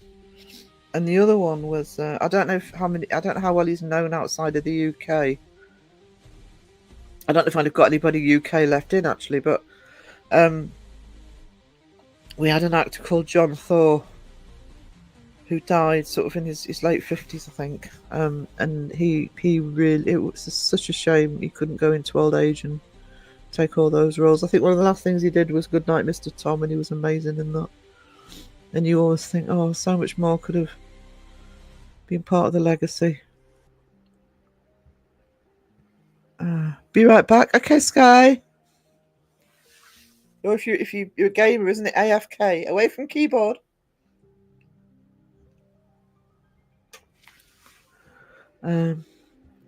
Heath Ledger's awesome. We were watching 10 Things I Hate About You. He did an awesome one. No, it's a different name in the US, and I can't remember what it is, but in the UK it was called The Sin Eater.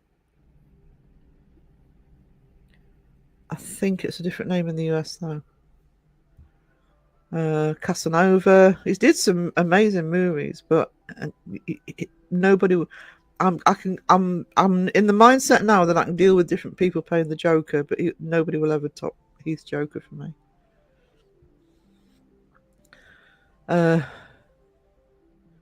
Yeah, and that Joker performance would have launched him to getting those roles where he wasn't just.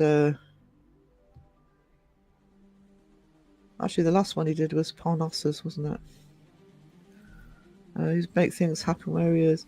There's something about Heath Ledger. I actually get really upset about Heath Ledger, and it wasn't until The Dark Knight that he really came onto my radar. Yeah. Heath Joker was the best, yeah. And he got so much shit when he got the role. Oh, he only got it because of the way he smiles, and then he just wiped the floor with everybody.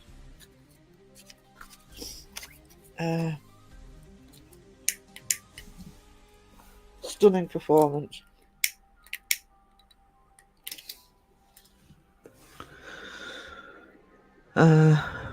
Hips don't lie, just my booty. Yeah, it's like Jamie. Booty, hips don't lie. Heath was my first husband. He didn't notice. He didn't know, but it mattered.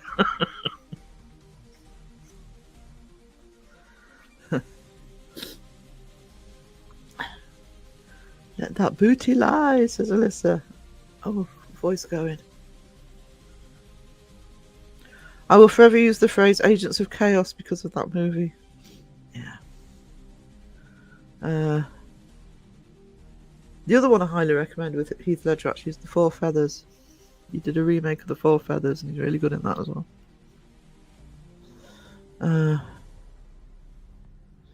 Too bad you don't like Harry Potter. There are a few actors in that franchise that have great potential for villains, the best ever. I have seen the first three, and I had to watch that when I was teaching because I taught film. And I did enjoy the third one, but that's because Gary Oldman was in it. And Ralph Fiennes, who played Voldemort, I have been a fan of Ralph Fiennes for years. Red Dragon. They have good. They have sterling actors playing, but I can't watch Harry Potter.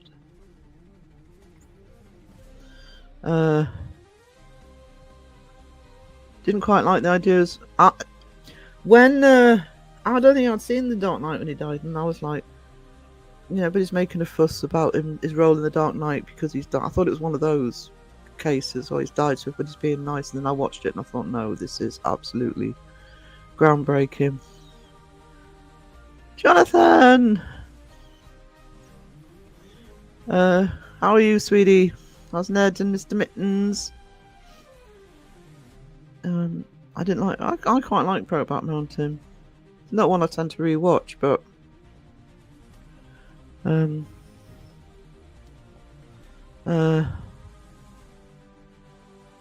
crowing the chat a bit. I went to the movies thinking I was going to be a cowboy movie. Yeah, you should have read the description.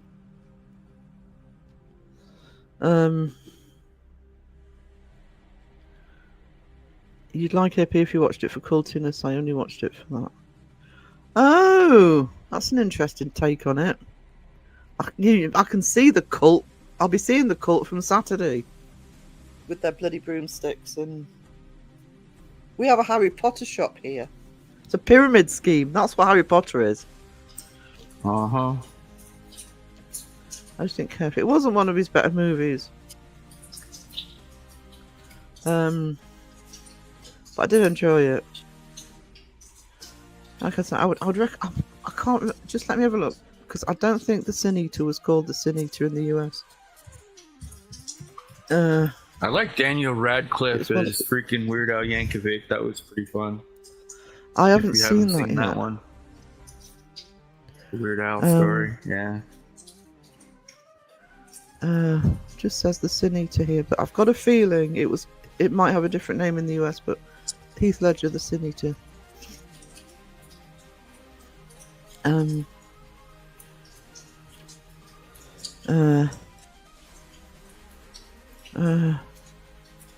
Jason Isaacs, phenomenal. I love Helena Bonham Carter. She gets shit sometimes here in the UK, but she is really good. Tell you what she was really good in was Fight Club. Really good role for her.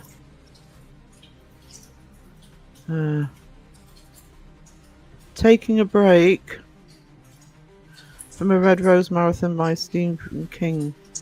Older but interesting miniseries. Ned likes the classic. Rose Red. Why don't I know Rose Red? I love Stephen King. The Order. Thank you, Mariah. I knew it had a different name. Which does happen. It's like I was arguing on, I can't remember if it was my live stream or Crow's, about Leon. It was on Crows. He was doing that trivia. Yeah, I'm like, this I is remember Leon. that because I said that. No. I said that in my comment. They got different names in the UK, or it might not even be UK. UK might have the same name, and the US will have the same name, but like the rest of Europe will have like a different name. Yeah, it does happen more often than you think. It happened with the Avengers. We had to have Avengers Assemble, just in case people got the Avengers confused with an old 70s TV show. But I don't know why the Sin Eater was renamed, but Harry Potter was renamed, I think, for the US. Yeah, there were certain episodes, or what do you call them? Certain movies of the series that were different names. Like the first one, I think, was the main one. I don't know Rose Red. Chamber. The first one here was Harry Potter and the Philosopher's Stone, but wasn't it the Sorcerer's Stone? Philosopher's Stone, Sorcerer's Stone in the US. That's the one I was thinking. Yeah. She was amazing in Fight Club. She was amazing in Fight Club. Guys, where can I see Rose Red? And why haven't I heard of it? I'm at that out of it because I love Stephen King. Knight's Tale. Yeah. Knight's Tale. That was different. I wasn't expecting the music soundtrack to be the way it was for that kind of a movie. Things like Queen and stuff, wasn't it? Yeah. I don't have Hulu. I'm gonna have to look this up. Where's Jonathan's comment? The actual story of Rose Red Manor is really interesting. I have to look at this. Patriot, yeah. He was in one with Billy Bob Thornton as well. What was that one? I think Halle Berry won an Oscar for it. Huh. Can't remember what it was called. Bollocks.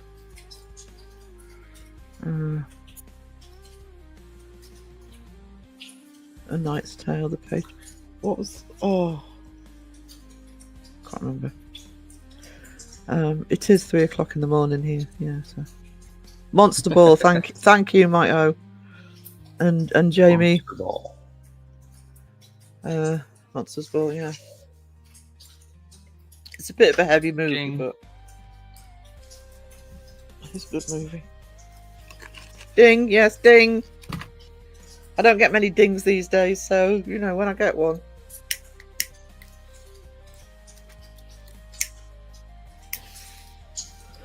Got a chatty lot. I know. And a slow Sarah. I'm going to keep calling it Crow in the chat, but I'm getting into seg territory. Jonathan, I thought Rose Red was based off the Winchester House. Is there a real Rose Red manor?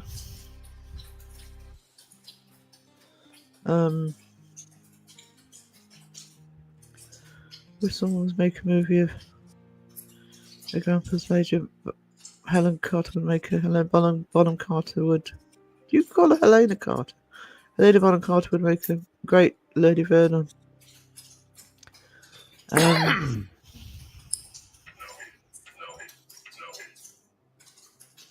Hang on, give me a sec, guys.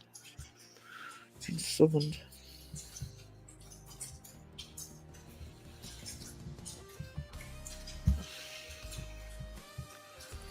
I sort of lost my taste for Halle Berry when they were discussing doing a Storm movie, and she wanted too much money for what they were willing to give her for it.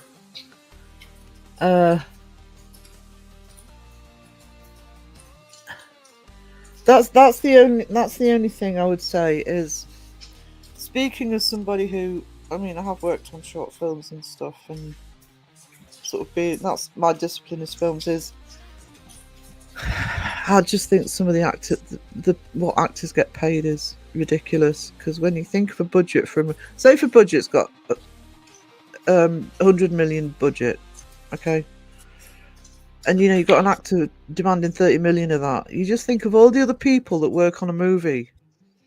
Mm-hmm.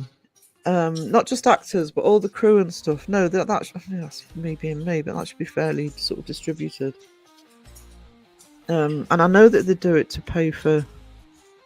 I think it's worth it. See it as an investment, blah blah blah. But I think the way of doing it, where which people like what's it called, Alec Guinness did for Star Wars, and I think Jack Nicholson did it for Batman, where they take a sort of lower salary, but then they take a percentage of the profits. That's the way to make your money. If you, right, guys, apologies in advance. Hello. Oh no, it's Crow. Okay. What's up, Crow? I'm man. You in a tunnel? Too bad. Oh, no. You sound a bit echoey, sweetie. You sound like you're under a blanket. It probably is. How do you know? The sound gave you away. Hold on. I can crow the chat now, because everybody's going to be like, Crow, Crow, Crow. He's gone. Crow, come back. Crow sounds like an eclair. I'll leave that one on screen for him coming back. Oh, now Air Force comes in. Now Crow's in the chat. Been lurking, Air Force. Crow sounds like an eclair, says Mike. What's up, Crow? Is it better? That's better, sweetie. Yeah. Really? Oh, Okay, that's good. a little better. Yeah. Yeah. I was late starting because I woke up about 20 minutes beforehand, realised I didn't have any internet. Bugger. Oh, really? which just needed rebooting, but because it's new router, I had to work out how to do it. Oh wow, awesome. Oh god, and I could see chat in there, and I'm like, I'll be there in a minute, guys. Oh man, how's it going, everybody? Okay, how are you? Oh, awesome. Oh, awesome, awesome. Crow's awesome. That sounds Yeah. I thought I'd take an editing break and come hang out with you guys for a few. good. Nice. Need Editing. those breaks every now and then before you go crazy over something, and you're like, I just need this one idea, but I can't quite get it. I got to step away from it and then come back to it later. No, He's talking about it. it just sucked. The whole thing sucked. I'm ready to put it out, get it over with, and move on. Because I don't know. So anyway, hey, did y'all see the whole pyramid thing? The what? The whole pyramid thing with the underground pyramid stuff. Yeah, I've been seeing that. I actually found out that's not a new thing. It was actually found in 2023, but I guess it's just now making the rounds. But it's pretty cool. What are you talking about? The underground tunnels and shafts they found underneath the pyramids of Giza. Oh yeah, I did. Mhm. Yeah, I saw that recently.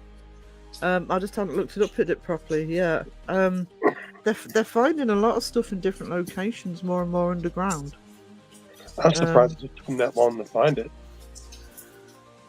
I know. You kind Yeah. of think, well, if it was just underneath it, maybe they don't. Maybe they just haven't been bothering looking lower. You know, once they actually spend more time going through the pyramid rather than seeing what else is around it. It makes sense, to be honest. I mean, even where I live, because as you know, the castle's at the top of my road, and apparently, the problem with the town I live in, if you're in the centre, is subsidence on the buildings, and the reason is there's a network of tunnels underneath Alnwick, that are really old, that have led from the castle, and they get flooded, and it causes all sorts of problems. So, and you get places in Paris like the catacombs where there's stuff under the catacombs. I think it's about 200 miles worth of catacombs underneath Paris. Wow. So it's not unusual for things to be underground as well. Maybe it's just occurring to them to sort of look further. But yeah, underneath the main pyramid, it was the main pyramid, wasn't it? The big one. Yeah, the largest one. Yeah. Jamie called Catacombs makes you think of honeycombs. Yeah. it. All those worker bees digging. Which I don't know what would be underneath the pyramids though. Would it be solid rock or? I haven't done any. I've watched a few things here and there on it, but I was just shocked to find out that it's actually a couple of years old. They found this, so I don't know why it got delayed but they found it because they're using those ground penetrating radars. But I know they used those in the early '90s. Yeah. So I'm kind of curious because they did that by the Sphinx in the early '90s. So I'm curious why they didn't do that. Why this wasn't done earlier and why it took so long, I don't know. But they found a room underneath supposedly a room underneath the right paw of the Sphinx back in the early '90s. Yeah. But the Egyptian government, they hold all the cards on all that stuff. You know, like we can't just go. I'm sure they probably been in there. I'm just curious what's in there, but who knows, man. Well, the Egyptian government are probably one of that country is probably one of the most ferocious about. Greece is the same actually, where they're the most ferocious about archaeological finds, and you know they're really. I don't blame them. They're really protective of their history and their treasures, especially with the pyramids and Egypt, because you know there's the amount of wealth in there. But yeah, the Egyptian government are very hot on. I don't even know how easy it would be. You'd probably have to go through all sorts of permits and documentation just to go over there and do any digging or whatever. Yeah. Yeah. Yeah. Jamie's calling you Darth Crow. I can plank him if you want. I like that. Hey, Jamie. Hot dog, I am your father, he says. That's good. I watched Jamie's his last investigation video. It was really good. Really good. With his history and stuff, and just it was good, man. I enjoyed it. It was a great location, actually. I like how he set up the part where he fell down right before that. He goes, "Warning, this is real, paranormal, all that stuff." But then he does the fall. Yeah. I told him he missed the opportunity to say, "Oh no, I was pushed by a demon." Yeah. Carpet demon. Also, somebody said, I'm looking at the chat now, sorry guys, that Waterhorse said that the Sphinx actually continues beneath the ground. Yeah, it does. You know what's crazy too is like when they found this stuff, there's still pictures of it. They came across it, like the head was barely sticking out of the ground. Remember that? Yeah. They found the Sphinx head, and all that stuff was barely sticking out of the dirt, and that reminds me of Mars. Like, when you look at Mars, it's not the actual ground; it's just all the soot and dirt and everything accumulated over probably thousands of years. Like to see from what's the actually mountains. I like to see what's actually underneath all of that. I think that's one of the reasons where places like Egypt, they probably don't find things. They're all of a sudden finding things because when you've got the desert, the sands shift and the landscape literally moves. So, and those dirt storms, they'll cover like feet of dirt. Oh, I couldn't over imagine everything as they blow in. I couldn't imagine living in the desert. That's just too much sand. Imagine the chafing, the oh my god, that'd be horrible. Well, actually, there's a BBC show which I love called Rogue Heroes, which is about when they formed the SAS, which is our special forces, and it was in Africa, and they were constantly stationed in the desert, and they had all sorts. They had to constantly maintain everything just so the sand didn't get in. Otherwise, it sort of just caused all sorts of problems with the skin. Yeah, it was awful. So yeah, aliens would love you. There you go. Thank you for that, Jamie.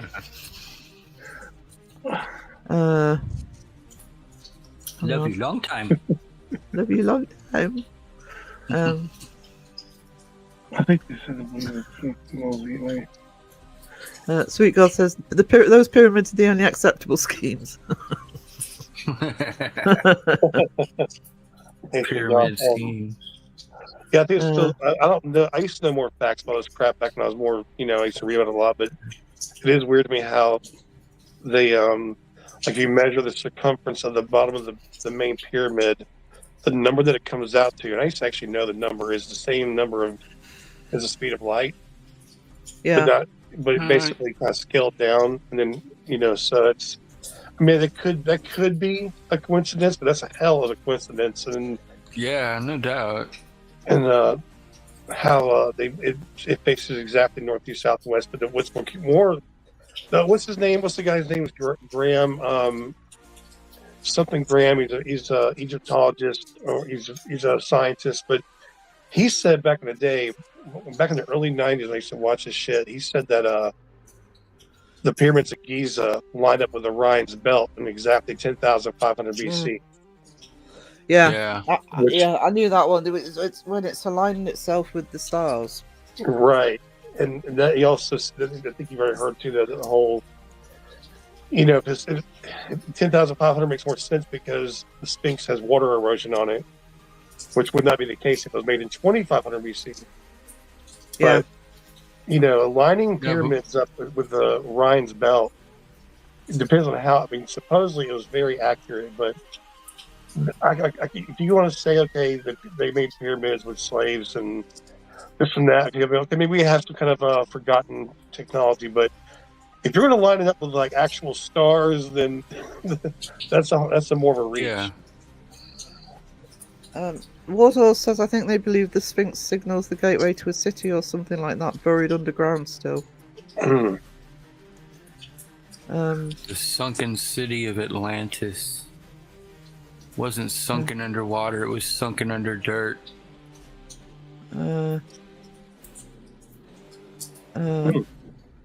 Egypt, very protective of their archaeological history, because if we found the actual truth, the carnage in their history.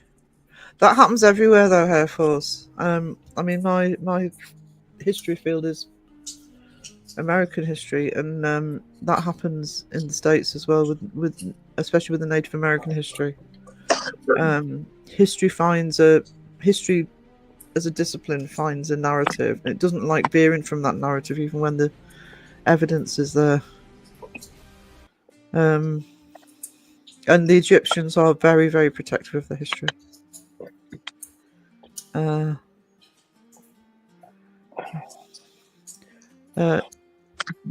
desert was ocean at one point, no? I don't know. It could have been ocean floor at some point, or maybe a lake, or I have no idea. something. I don't know. I know in like the American desert, like Arizona and stuff like that, you'll find, even up into the Rocky Mountains, you'll find like clamshells and stuff like that from ocean whatever you call them. Right. But it's like the ocean had to have been up that high for those types of things to have gotten there, but they'll be in abundance if you're looking around for them throughout the whole desert. Well, a lot of mountain ranges do tend to have been lifted up from the ground. That's how they've formed over time. So they would have been at sea level at one point, a lot of them. Yeah, maybe before the continents moved and split. I mean,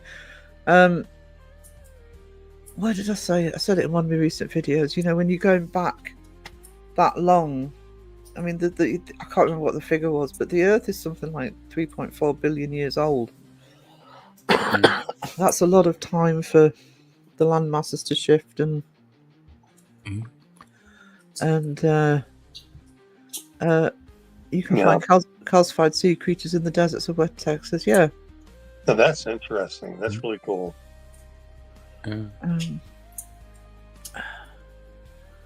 Stacy, thank you so much. You get my special button for Hello, that. Stacy. Hey, Stacy. Here we go. Oh my god. Thank you, sweetie. Wait, what if a lot of people took them up there and said, well, we're going to fuck with the people in the future? That sounds like something you do. Terry Pratchett said that. Terry Pratchett said that in one of his books. Continental... Mike getting all technical on us. Continental accretion has been occurring for 4 billion years, yeah. I've been watching one of the Alaska series. Because when you said pyramid, that's what you meant. Looking at the Alaska pyramid and dinosaurs in the deep. You don't know what's down there. Or the pyramid they found in Antarctica, maybe? They're talking about one in Antarctica. I'm talking about the one in Alaska. That's an old story. But just rewatching it at the minute.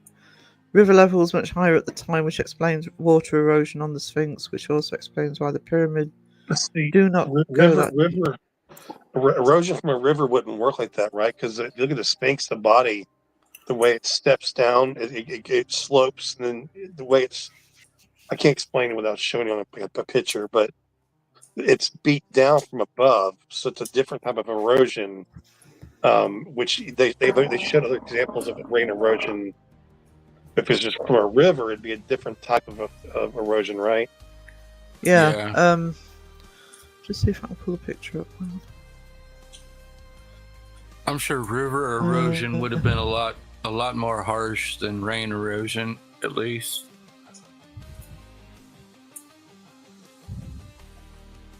Well, the thing with the erosion on parts of the Sphinx is you've also got sand erosion, because if you've got sandstorms, I'm not an expert, but open image in new tab. Right, hang on. I'm so slick when I'm sharing screen. Hang on. Carry the two. Carry the two. So, get rid of the comment. There you go. So, all those little jagged edges, they're saying those little if you're up close more on it, it slopes, goes down, then it comes out, it goes down again. Like that's classic rain erosion, supposedly. Anyway, that's what they're saying. Because if it was river erosion, you would expect more erosion at the bottom than there actually is, or more dented in, like the river. I mean, I don't know. I don't know enough about this. But that thing looks so fucking unproportionate, doesn't it? Yeah. That fucking head has been whittled down so much. That's what I'm saying. That thing's been fucking there forever. It's probably had 10 different fucking heads from whoever controlled it at the time. Well, somebody earlier in the chat, I think it might be Warthorse, did say that the part of there's a theory that the head was redone at least once. It looked like the bridge of the nose there lines up perfectly with the edge of the pyramid behind it.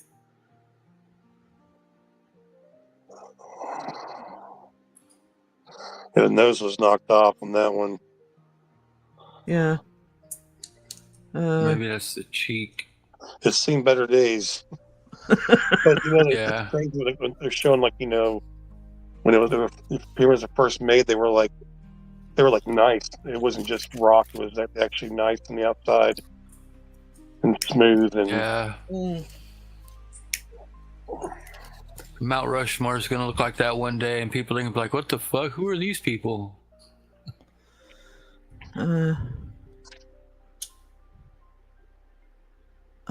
Hieroglyphs in the pyramids suggest that Egyptians already had electricity, cell service, and aircraft technology. What I find fascinating, I haven't looked at it much, but what I find fascinating is hieroglyphs in different locations on the planet that are similar. They'll look at hieroglyphs in South America and they have a lot of the same symbols. Have you seen I can't imagine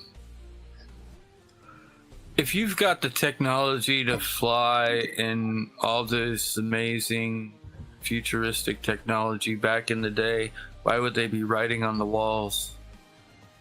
Unless it's just like signs for do not enter or ladies' room or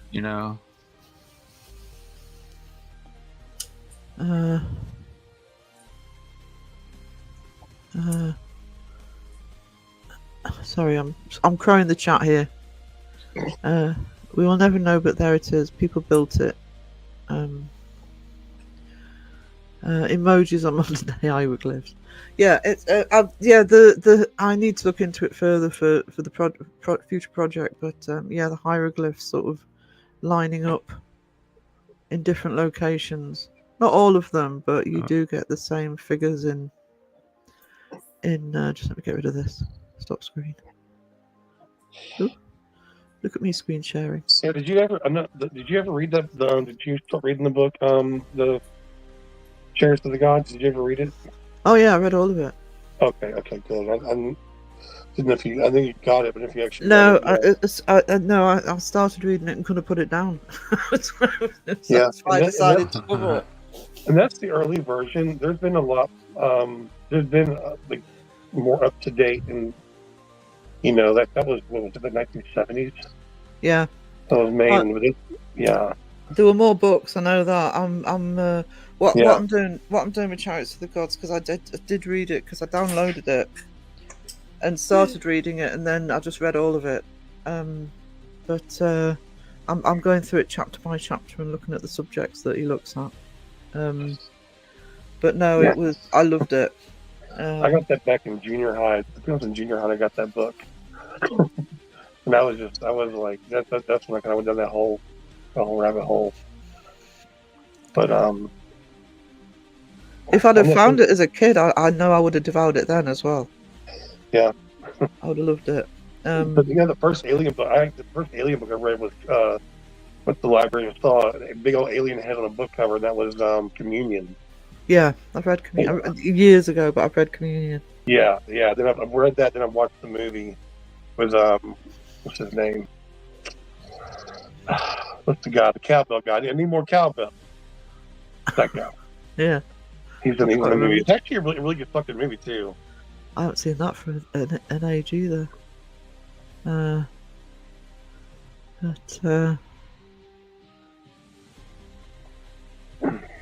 people say no technology, I would be happy. I wouldn't have a channel. Don't encourage that. But yeah, the reason I kept reading it is that I can't even remember if it was the introduction or the first chapter, and it's because he starts talking about. I mean, I love my ancient history, you know I do, so that's kind of why I kept going with it. But it was just a little bit what I was sort of saying with this new project, with sort of getting a community voice and talking about different things. Because he talks in the very first few paragraphs in the book, he talks about just looking at things differently, and he knows he's not going to be very popular because he's going to be challenging long-standing beliefs and, you know, narratives, but just thinking about things in a different way. And I just think, you know, having a different way of thinking about things and being a bit more open-minded is good. That's what I just, yeah, I did. I read all of it straight away.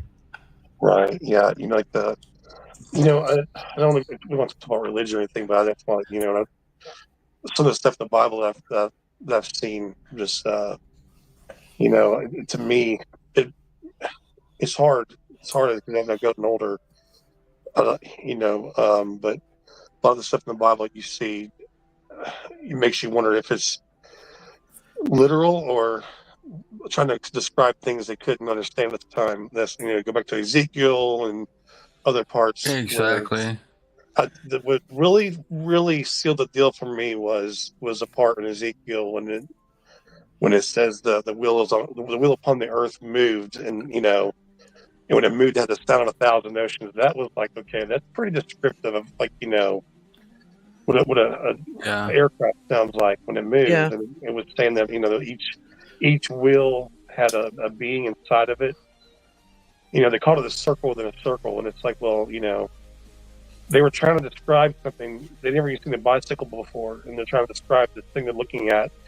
And when it said it had eyes all around it, you know, they thought it could be lights. And it just, I don't know, if you read Ezekiel again, it's really, when you look at it from that point of view, it's like, okay, is this all like, you know, angels floating around with feathers and, you know, and stuff like that? Or is this people like recording things they're seeing that they just couldn't understand?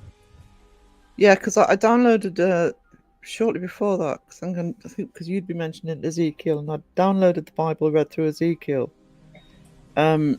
And yeah, you can. I mean, even not back that far, even sort of more recently into sort of medieval, even Victorian age, languages will be very poetic at times. You know, trying to explain something. It's the way people spoke back then.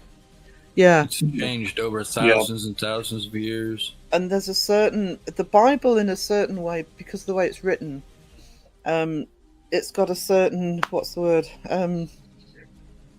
pattern that it follows chapter to chapter. Yeah. So it's also being written to be considered that it's. I don't know my theology enough, but whether it's considered as part of the Bible or whether it's been compiled, but it's written in a certain way to actually put it over to certain people. So the language used, you have to consider the language used for that as well. And like you say, if they're trying to explain things they don't understand, it's going to be descriptive. It's going to be Yeah, like they said, like they had a head of a lion and a head of like the way they're describing the beings, like just different heads and all that stuff. It's like, what the fuck were they seeing? Yeah. Like these Maybe, these people are maybe they were ancient. shapeshifters. They're not stupid. They're still people. They're trying to describe something they couldn't understand. And not to say that this means that God's not real or this is bashing religion. It's just this is a historical, very old historical book, and these people are seeing beings that were like there's one part where the angels went through came into the actual the jail cell, and were able to go in and out of it, and I don't know. The thing with me with Ezekiel, because I've read Revelations quite a lot for research, and when you read Revelations, you can tie Revelations quite easy. As descriptive as Revelations is, you can it very much fits with the whole narrative of the Bible, if that makes sense. Heaven and hell, etc. The thing that got me about Ezekiel, I know it mentions angels, etc., but it seems very out there compared to some of the other books. It doesn't. Apart from them using the word apart from the angel bit, it doesn't fit with the narrative, if that makes sense. Which is why I think it's about something else, not beyond what the Bible's about, if that makes sense. Because it does stand out quite.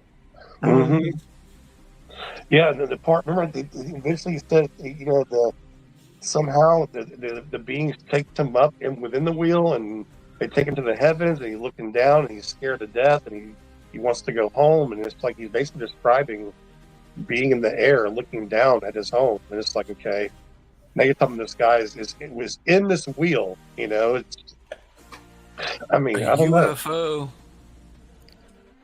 And the thing with that as well, if you tie it into other finds, like finds that were only found once we could actually fly, and looking down and seeing patterns in the ground, etc. There's a lot of evidence beyond that supports some sort of flight, ancient flight, if that makes sense. Like in the south. I can't. the Nazca Peru, Nazca Peru, what's it called, Nazca Peru line. Yeah.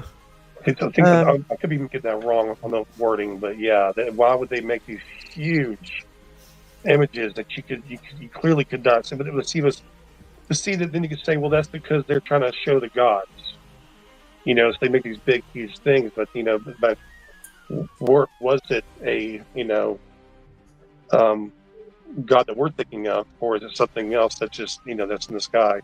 Yeah. If you've seen, if you think about this, obviously I'm talking theoretically, but if you've seen something in the sky and you see that as your God, does that make sense? It doesn't mean that it is a God. It could be that you've seen something and just don't understand it. No. Well, it's interesting because, when we found that one civilization, was it the 70s or 80s? Or it was the 90s. I don't know. We found a civilization that was untouched by man. We showed it with cameras and our modern technology, and they called us white gods or something like that. I forgot what it was. Yeah. And then they literally, when we left, they built a plane out of wood, and they worshipped it, and they called us gods because we had cameras, clothes, and they called us gods because they looked at us and looked at what we were wearing and what we were using and the plane we came in. And I think that I don't. The last time I checked, they believed in that for like years and years.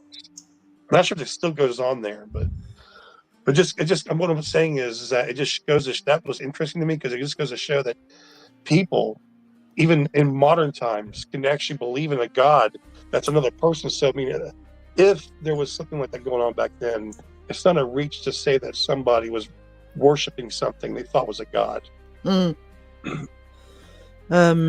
Yeah, that gives a nice premise for extraterrestrials have been here before, and maybe they're still here. Just don't look like the kind of beings that people are told aliens look like almost like they're setting that lie out there for people to think about so they can fit in easier. Well, the other thing is, in ancient times, the world that they knew was probably for the most part, would have been a very small area. You know, they're not going to know about other cultures or other civilizations because you don't have the ability to travel. You know, so if you see something different, then, you know, you've got to try and explain it. It's a bit like I mentioned in the first episode of the History of Debunking about the solar eclipse, where some people thought it was the gods are angry with them. Some people even thought it was the sun was being eaten by a large monster. And it sounds crazy now, but you know, you live all your life and the sun comes out every day and then goes down at night and all of a sudden it turns black. You know, you have to put, you know, that's why paranormal reasoning is put on things, because you know, we wouldn't, if it happened now, if it never happened before and it happened now, we'd be thinking, oh my god, what's going on? It reminds me of like Columbus. I forgot I forgot the details, guys. Sorry, but I'm gonna jack this up. But there was some natives or somebody that he was like, I guess, kind of having a feud with, and he said that he could control. He basically threatened them, saying that he could control the sky or something like that. And he said, look, you know, this time tomorrow, whatever it's going to be, you know, the sun will be covered up by the moon or whatever the fuck it was. And then, because he knew it was, he knew this, he knew these things, but they didn't. So when it happened, it scared them to death because, you know, he had this knowledge of something they had no clue about, and that was a pretty crazy move on his behalf. Actually, Columbus and Cortez and everybody, because they didn't just go into North America; they went into South America.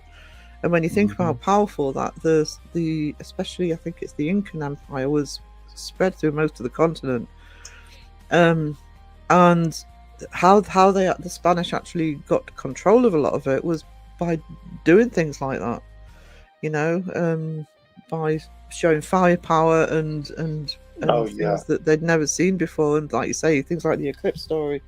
Does anyone know who the fuck that was? Was it the Incas he was maybe it was the Incas he was trying to show off that too. It would be either the Incas or the Aztecs, probably. Depends where he lands. But I know the Incan Empire was incredible because it stretched so much of the South American continent and was controlled by one base.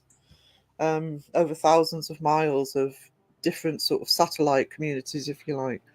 So the fact that they managed to sort of, you know, overpower the Incas as well. I mean, the Aztecs were difficult, but yeah, they used their sort of their technology of the time, if you like, or the firepower and their knowledge of things like the eclipses and the solar system, etc., which they did have back then. Yeah, and took advantage of it. And it's the Spanish were ruthless on the conquering of South America. So you know, I've been watching that show 1883, and you guys in the chat been watching that the 1883 and 1923. It's the prequels to Yellowstone, and they're fucking excellent. But you know, watching those shows are very realistic, talking about, you know, showing how people, you know, lived back then and how they were getting around. And the world was so huge back then. Like even in 1923, how long it took to get across the country. Like if you know, or you were in a different country across the world and you were needed home, how long it took months to get home. It was insane. The travel, it was so dangerous. And, you know, even in modern times, even in the early 1900s, how dangerous it was just trying to go across the world, or even the United States. It was very fucking dangerous. And it was so, but yeah, it even watching the show, it felt so huge because you realize, wow, it's smaller now because of what we got. But damn, without that technology, it's fucking huge. But I guess I'm just linking that together with how we're talking about different cultures from around the world that didn't know each other, but they have very similar building structures. You know, like how does somebody in South America have a building structure close to somebody in Egypt, and they're worlds away, literally, especially back in those years. I mean, with the internet, because the internet gets called the global village. You know, it's made the world shrink, and it kind of kicked off in the early 2000s with you kind of see the difference even with sort of 9/11, But if something happens in the world now, it's instant. It's on the internet instantly. You know, and I remember when the tsunami happened in 2000, I think it was 2004. I remember Mum saying, 100 years ago, we probably wouldn't even know it had happened. It's sort of gargantuan tragedy with the tsunami. But, unless you went to the movies and saw a newsreel or something, you wouldn't have known about it. Right. So I think we take for granted, if you want to, I actually really like browsing on Google Earth and just sort of looking at different places on Google Earth. Yeah, me too. Yeah. And at your fingertip, you can just sort of go, I want to see what the Himalayas look like, and you can just go on the internet and go on Google Earth and have a look. I follow a news channel, an American news channel called Agenda Free TV. And the reason I do it is if something major happens, he's on there straight away and he streams for hours. But instead of me having to go around all sorts of different websites, he just does it all for you. So you get the up-to-the-minute news. That's what he does. I don't even bother with the news channels anymore, on TV, etc. Because the internet just gets it instantly. And I think we take that for granted. In the 70s, I was a kid in the 70s. Couldn't even imagine any of this stuff. Yeah. And that's only 50 years ago. So imagine being thousands of years ago, and trying to make sense of everything. I would highly recommend watching 1923 if it's available to you, because it was weird, because that's a part of that's the time back when people that didn't have electricity, running water, that's when that stuff started becoming available. So there's like, they were the ones that kind of transitioned through that time. That's a weird time. Like, a guy would go into a house and the guy would turn the water on in the sink, and the guy's like amazed. Yeah. Because he's a 60-year-old guy and never seen running water before or electricity. They're just so used to living like that, But someone say, I saw Air Force asked about the time machine thing. Yeah, I do believe that's possible, because they already can prove, they already know that. When you put something out in space and it orbits really fast for a long time, that it comes back in a different. Again, the details are rusty, but the faster you travel, I can't remember if it's ahead of time you go or back in time you go, but it's one of those. So you take an object, put it out in the orbit, and go and have it go at 20,000-30,000 miles per hour for a long time out in the orbit. Eventually, that clock gets out of sync because it's literally going back or forward in time. And that's why we have to keep resetting the clocks in space, because that's a thing. So in theory, if you actually could get a vehicle to go really fast out in space, super fast, and then come back down to Earth, it would be, I can't remember if it's ahead or behind. It would technically be behind or ahead in time. So you can do that, but we can't do it. But in theory, it's possible. That's the thing with physics and quantum physics, is they know what is possible. The amount of things that are possible that come through in the maths is incredible. It's just that it's probably going to take technology years and years and years to catch up with it. But that's kind of where I stand sometimes when people argue about things like, I don't know, time travel or alternative dimensions. The numbers are there. We just don't know what to do with the numbers yet, with the equations, etc. And that's I believe science. Einstein had said something about time travel wouldn't be possible, but viewing through time could be possible. Question is, if you were able to travel through, say you're able to go, 30 years back, would you be able to come back, intact? You'd exist, and the old you would exist in the same time. That shit kind of messes in my head. That's like cross-dimensional freaking shifting type stuff, I think. But some scientists say that there'd be both. It'd be a reality where it's just you, and it'd be a reality where, now the new reality is where you're living on a planet where the old you exists at the same time. So it's like a different, not a different dimension, but a different reality. I can't. My mind can't. I need to join for this. Almost like the butterfly effect. You travel back into time and you step on a rock. That rock freaking got in the way of an ant and a freaking tribe died somewhere and you were never born when you come back, you know? Right. It's also the idea that you could go back in time and view, but you couldn't actually cause anything. I keep thinking when I'm talking about this of the Langoliers, where they sort of see what happens to things when in the past, you know, and they sort of see everything being eaten up, that it's just not there anymore. You actually can't go back to it, but it doesn't mean you can't go back to it to view. I think that's and if you did go back, could you come back? Or are you stuck there? Oh, right. Yeah, good question. You know, I'd go back to the fucking 80s. That's where I'd go. I'd go back to 80. I think 84 is the perfect year because that's when shit got cool. You know, like I don't know. It's a great year. I don't. Well, 84 was my first rock festival, so yeah, I'd probably agree with that. So many good movies that year. Was it Back to the Future and there's a bunch of great movies that year came out. But I'd go. That's where I'd go. Yeah, I think the 80s actually really got into their stride in 84. That's when they discovered what the 80s really was. And it's the other thing is with that though, it's difficult to, you know, you can talk about the 80s and you can watch the movies, but unless you live through them, it's difficult to comprehend the whole picture. Do you know what I mean? What it was actually like to be there at the time. Yeah. So again, with sort of time travel, you can observe, but actually understanding what it's like to actually be part of that. Yeah.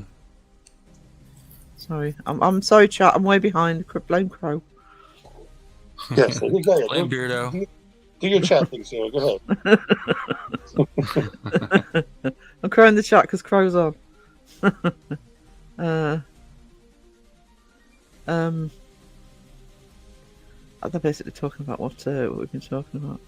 You can only go. Where's that? Oh, sorry, chat just jumped. Superman stuff. You can only go forward in time. You cannot go backwards. Like Quantum Leap, you can only travel within the link of your lifespan. Oh, is that true though? Can you not go back in time? I wasn't born until 85, says Jamie. That's when the really? 80s went downhill. We had one good year. That's your fault.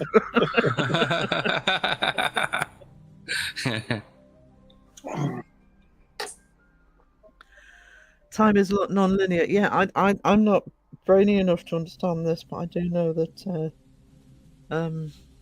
that's a big part of physics, that we see time as a progression, you know, from A to B, whereas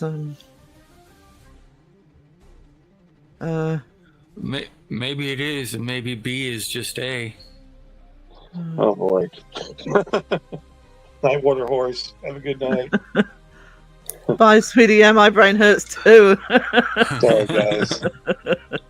Oh well, thanks, Sarah. You're welcome, sweetie. Anytime. Team Brittany. Just to remind you that Jamie's just messing. Just let me. Ban Sarah. I am not banning Sarah Crow. You know she's one of my favorites. She's one of my favorites. She's one of my favorites.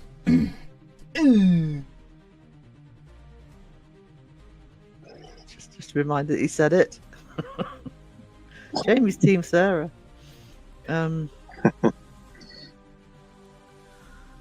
That's the other thing, sort of, Rican, with all of that stuff is that I wonder, and I'm sure Crow wonders, and I'm sure we all wonder, is how much is actually known that we're not told.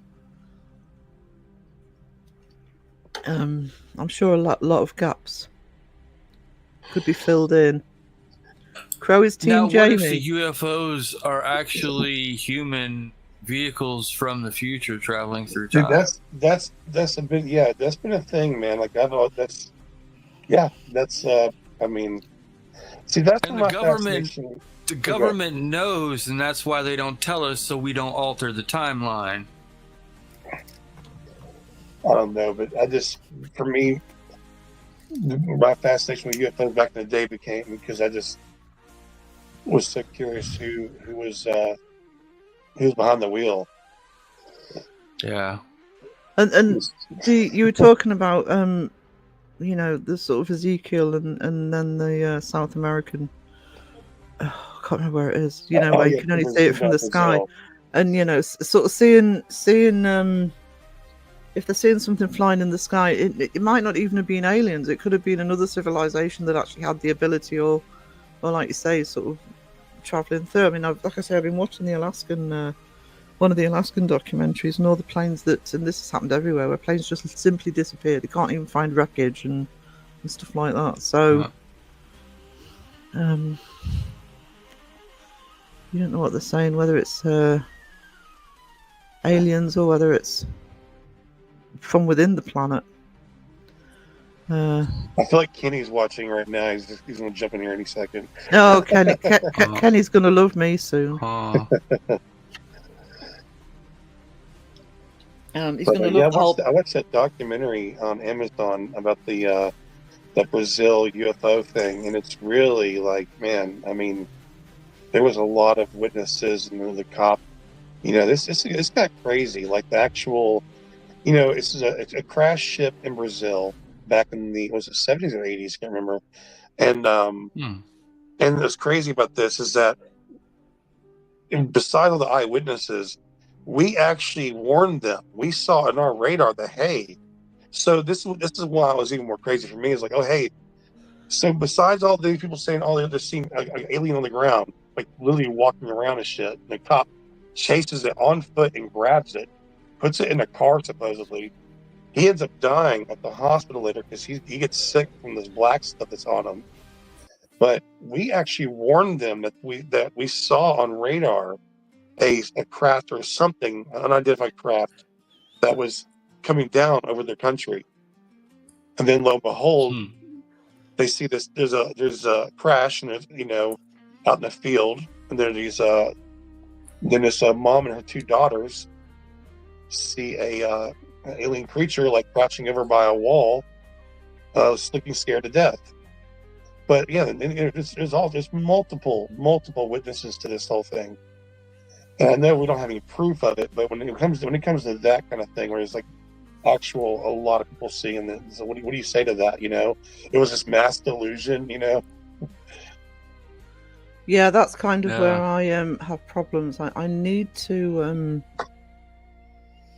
I really need to talk to my bestie who's. Hang on a minute. My bestie who's a psychologist about sort of false memory, etc. Because that's where often people will say, "Oh, it's false memory," or "You can't trust witness statements." And I understand that because I watch a lot of true crime, and I know that they don't always take witness statements as read. But I do think when you've got multiple witnesses like that, I don't really follow the mass delusion thing, and especially not. We've talked about this before, especially not when you've got things like law enforcement involved, or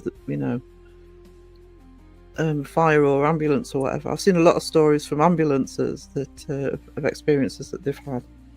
I just think it's sometimes easy to fall back on mass delusion explanation or false memory. I think you've got to take it. Yeah, false memory is very different from that, says Alyssa. Yes, I agree. One of the arguments about false memory, and if you hear Kenny talk about it, he'll say this, is, you'll get people talking about something that's happened and they'll kind of egg each other on, and yeah, that can happen. But my biggest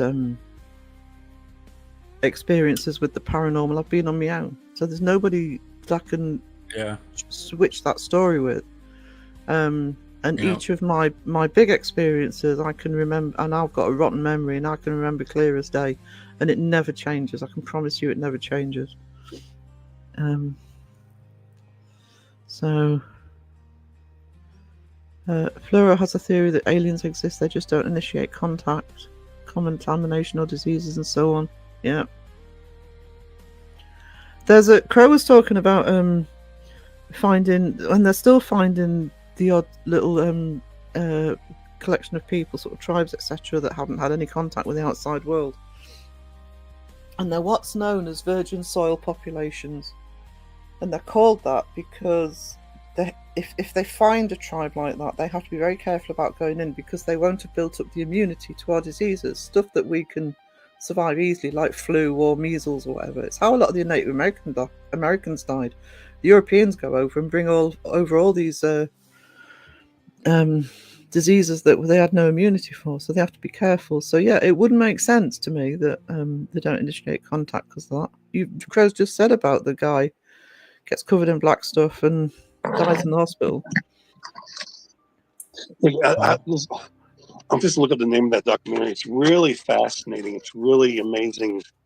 There was just many Sounds like it. witnesses. Yeah, I just, because I'd heard about it through the years, but I'd never. And somebody made an official documentary on Amazon, and you know, I mean, I don't know. It's again, we can't prove it, which sucks, but it just kind of overall makes me wonder, like, what are these people experiencing? So, because it's not like, to me, in my world, it's not hard to believe that, you know, we're living in a fucking we're in a big neighborhood. It's called a galaxy. We have neighbors, and it's not a stretch to my imagination for somebody to fucking make a ship and fucking get over here. It's, you know, because we're doing the same thing ourselves. We're doing the exact same fucking thing ourselves. So and you know what?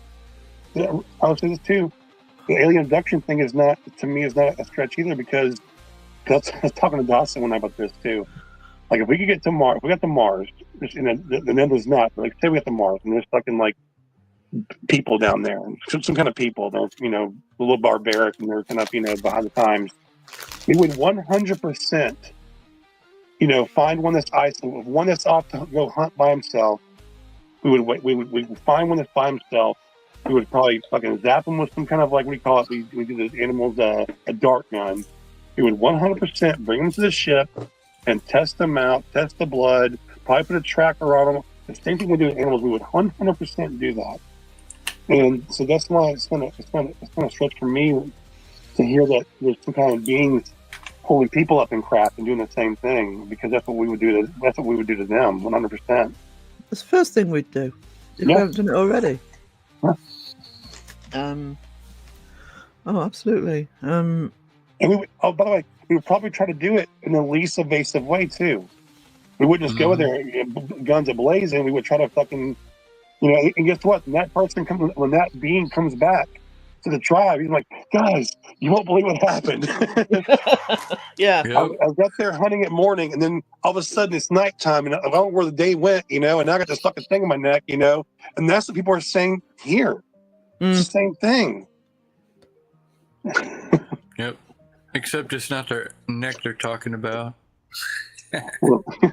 Yeah, true, yeah. But I still go back to the Travis Walton story, man. Like, that case still kills me, man. It's one of the best documented UFO abduction cases ever. And, you know, not only do you have, you know, witnesses, they all pass lie detection test twice. And you can say, oh yeah, but that's not, but still they've still passed them. This is in the 70s in the country, you know, and the guy was missing. The guy was emaciated, basically, hadn't ate, hadn't drank for almost over a week. And when they found him, he was in bad shape, and he was in bad shape mentally as well, screaming, and, you know, the guy was somewhere. And somewhere not nice. Right. And, you know, just say that they've done interviews and stuff. I believe them, you know. Puerto Rican says, have you watched the documentary about the Montauk Long Island experiments? No, I haven't. Let me see. What's it called? It's on the. Can you see the screen? Okay, let's see. I'm looking at that.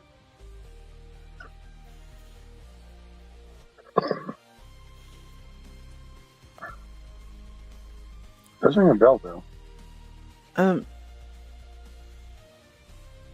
Sweet God, that's the problem. If you look at the obvious religion on that, because I know that you look at which channels you watch. That has been used by very big cult. I'm trying to be careful, but you know who I'm talking about. Yeah, Montauk, Long Island experiments.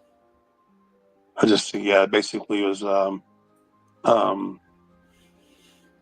core claim theory possessed that the U.S. government specifically at Montauk Air Force Station conducted experiments involving time travel, mind control, and exotic technologies. I see.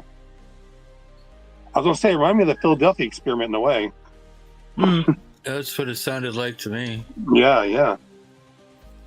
But that was at a time where freaking wasn't that at a time where Germany was experimenting with psychic powers and stuff like that too? Yeah, they did. Well, they were very big on the paranormal, so they were looking at a lot of stuff like that. False memory exists. The witch hunt with the nurseries and teachers is proof. Yeah, false memories. That's kind of, and I kind of agree what Alyssa said. It's used a way a lot it doesn't work. It's a bit like if enough people, if a story gets strong enough, enough people believe it.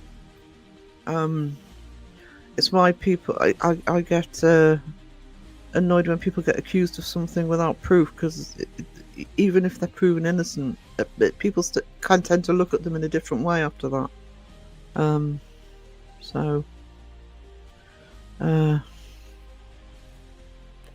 Yeah, that's what you're saying. Yeah, the Russians have done a lot of paranormal experiments as well. A lot of people have. They just don't talk about it. It's not like they don't happen, and they're still happening. There was one, you know about aliens and stuff. People think all the crazy aliens are probing. When they went to Neil Armstrong and they went to the moon, there was recordings leaked of them seeing like going, there it is again.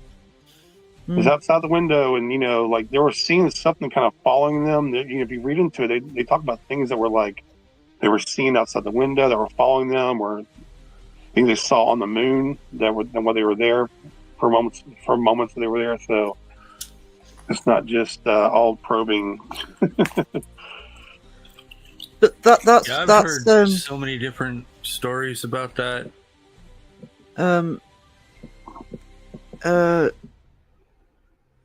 That's the problem. Is you've got people who've got eyewitness. You've got no proof because it's happened, and it might not have been documented or recorded or whatever. And that's one of the things that we're trying to put in place with this new project, is that so many people have had experiences. All right, I've had major experiences. I can't prove it. I didn't have a camera going at the time. I didn't have audio going at the time. Yeah. But word of mouth stories. History is built on word of mouth. Especially before people could read or write or have access to literature. That's how. And yes, you've got to be careful with word of mouth stories. You can get it, the Malta, but I don't think that's what's called the oral history, where people tell the stories of their experiences, should be overlooked. It's kind of what the project we're putting in place is. Yeah. Giving people a voice. Then the person who documents the story actually puts his own take of the story into his wording of the story. Yeah, and that's the way it works. But even in American history, historians have relied on things like diaries. I mean, for years, historians have used people's diaries and recollections as part of the way they've built history. There's a very famous book from the Civil War called Mary Chestnut's Diary, and she basically just wrote a diary every day during the Civil War of everything that was happening. Those are such important documents for historians, because it gives you another view of history. I've got a really good one on World War I, where just a shopkeeper in Glasgow just wrote a diary as soon as the war started as to how it was affecting him. You're seeing how it affects the everyday person, not just the big names. So to actually start building up Laura's going to be working with me on this, the Cult Lifers, and just building up some sort of library of people's experiences. And that's what the whole Stormy quote was about, so people weren't listening. Yeah. So, and my feeling with the telling of the stories, when people tell the stories, if they're either saying it to be spoken or they're saying it to me, writing it down, I would be trying to put it in their words as much as possible. You know. So even if you can't prove it, it's still cool to hear people's experiences, and it's cool for them to be able to tell their friends their experiences without feeling judged or, you know, Exactly. you haven't told Definitely. any of this stuff, but like it's cool. It's still cool for a paranormal community. So hey, And let's hear what you've experienced, because a lot of times the ghost hunting, you're not getting anything. The real stuff that people are seeing is personal experiences that happen that are rare. And those are usually the real ones that you can't explain versus just going to a house. It's like a shell of a house that's supposed to be haunted from 30 years ago. You go in there and nothing happens. And people are saying that they've actually seen things. So the other thing with that is because I remember watching one of Dave Schrader's podcasts, and the other thing with that is you if you get all these stories together, people who don't know each other, and just and especially if they've been frightened to sort of say anything, it's amazing how often these stories can match up. I mean, I can't remember if it was my live or your live, but I remember me and Phil being on there and telling the exact same experience that we'd had about a dream about a lost parent. I didn't know Phil had gone through that, and it was almost word for word the same experience. Do you know what I mean? And that happens is you can start matching up people who don't know each other, who've never spoken to each other, and suddenly you're getting startlingly similar experiences with people. Let's not lose sight of critical thinking, but that's the point, Hair Force. It doesn't mean we're going to go nuts on people saying, "Oh, you know, I saw a ghost." It's actually collating this data. I mean, I'm a researcher. It's about collating this data and sort of seeing where all these stories lead. But if people are frightened to tell their experiences, that data is never going to be found. Mods on alert. Hey, Jimmy. hey, stop Hey, Jimmy. Love the logo, man. Really cool looking. Yeah, standing out in the crowd, sweetie. Well, can I tell y'all real quick? My red logo that you see on the shop, I actually messed with that to make it more like, I forgot what it is, like glossy or whatever I did. I messed with it to make it stand out in chat more. I hear. Crow's here. That's what Jimmy's done. So red's a good color for that. Yeah, get out the way, all you other avatars. Ghostbusters in the house.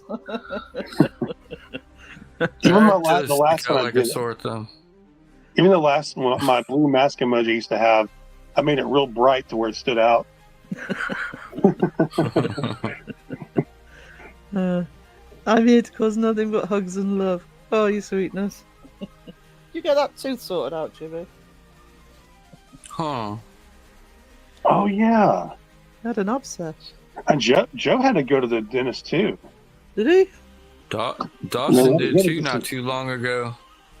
There must be something paranormal about it. Mods in an alert. Sarah's reaching for white chocolate. Hello, Ghost Sweetener. Way to announce yourself to the chat.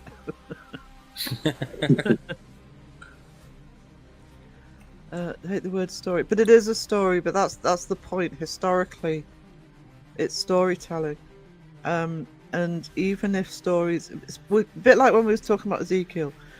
Even when stories are written for a reason, nobody writes a story in a bubble.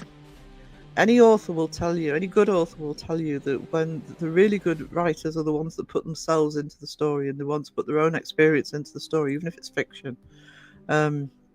So, I mean, I get what you're saying, but I took some antibiotics and it went away. Let's hope it stays away, but at least you took something for it.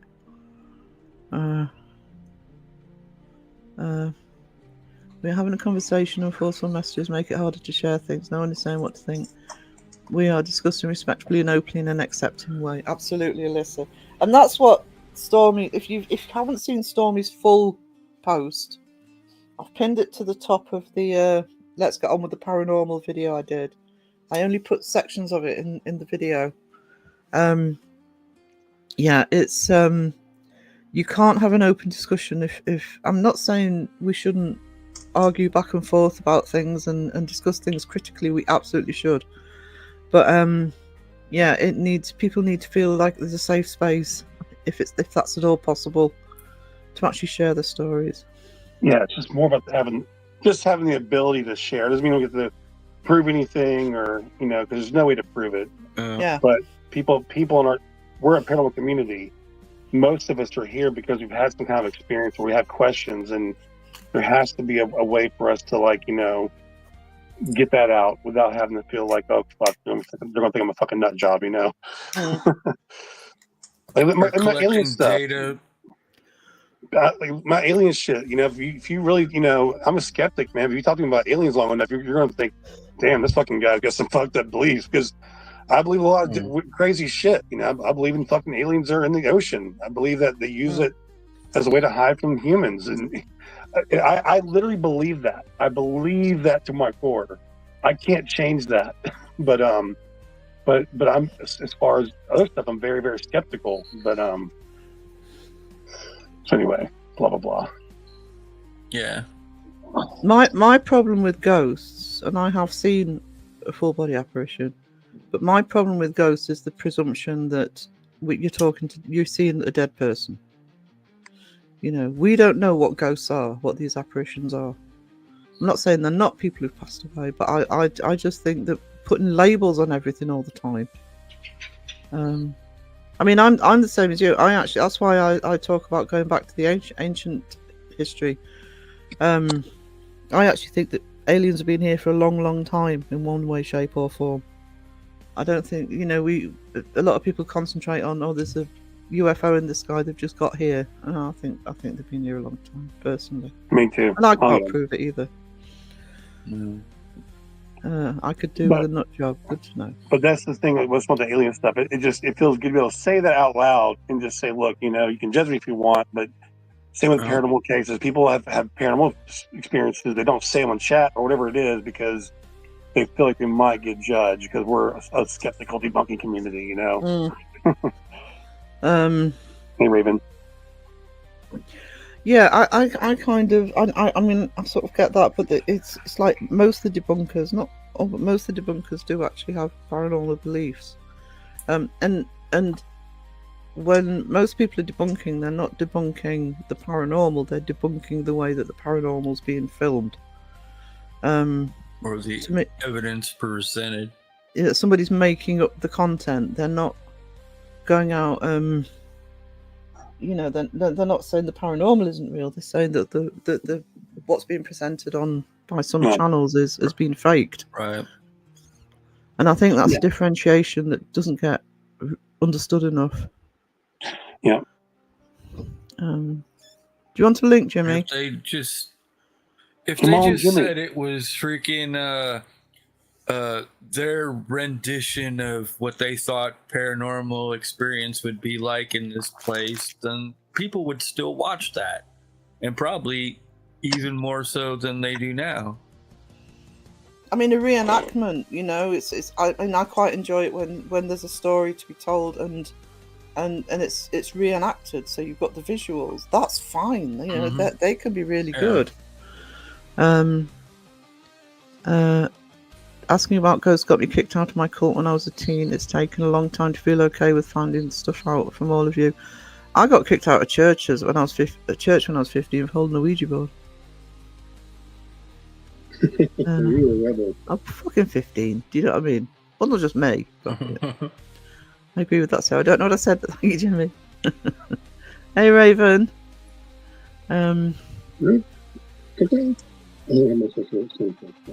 I had an unknown flying encounter as a child in the hospital for a week for asthma. I can't explain it and have seen it too. Yeah, really? That's pretty crazy.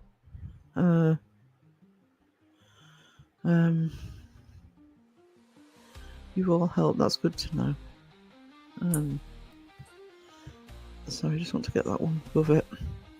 What I'm saying is that before we believe in the unbelievable, we need to eliminate all the alternatives that disprove it.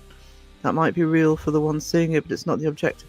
Yeah, that's kind of. I said it in the last video, and I said it was something Crow had said. You go into an investigation at level 0, not looking to prove or disprove, but seeing what's there, and then evaluating any evidence you do find one way or the other. Yeah. Kicked out of church because that's what God. I was. I wear it like a badge of honor. It was a very traditional church, by the way. It was. I've gotten I have I would say a different part of a church, but it's a very we call it a almost the wrong thing. What's it called? Non-denominational. It's it's very modern, and it's not one of them. I don't feel judged. I don't feel like if I'm not there, I'm going to be like where are you at kind of thing. And I enjoy it, and it's like but I used to go to those kind of churches back in the day that were very different. I still call them different, but I like this. This has been positive for me, so I do enjoy it. Do I go every week? No, because I still like a fucking maniac. But but you know what? There's guys in there that have tattoos. They play like modern music. It's like I like this. It's not you're not being you go in there and you're like 1800s music and that kind of shit. Yeah, you see, that sounds perfect to me because where I am, it's an obvious thing to say, but where I am, there's a lot of churches in the town, but they're all very traditional, Catholic, Church of England, Methodist, etc. There's nothing wrong with them. There's some good churches and they have good communities, but I'm not interested in all that. To be honest, if we had such a thing as a non-denominational church here that did that sort of thing and didn't expect you to go every single time, I'd probably be going myself. Yeah. But I'm not interested in. I've sent you a link, Jimmy. Come on down. Come on down. So, William, hello, William. Ooh, Hello, William. I saw a Reaper doing a near-death experience once when the nurse brought me back before it could take me away. Oh wow. Yeah, my mum had when she was in her 40s. Well, she still got it, but they diagnosed her with aplastic anemia, which is white blood cells don't work properly. And at the time, she was given about 2 years to live, and she had a near-death experience as well. And there he is. She never talks about that sort of thing normally, but yeah, she said. Wow. Well, Jimmy. He's on here? Hey, Jimmy.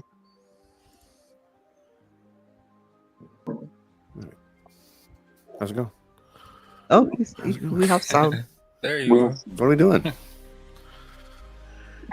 We're good, thank you. Can you hear me? Hear me okay? We can hear My you internet's fine. acting a fool lately. I don't know what's going on. Mine went down just before I went on live. I had to go and reboot everything. I'm sure that's okay.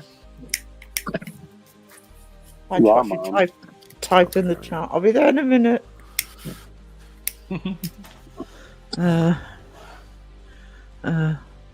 This live is a good reason for what?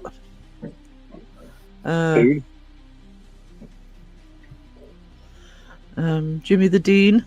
Hola, says Puerto Rican. Yeah, I mean, I would happily join a church like that, Crow.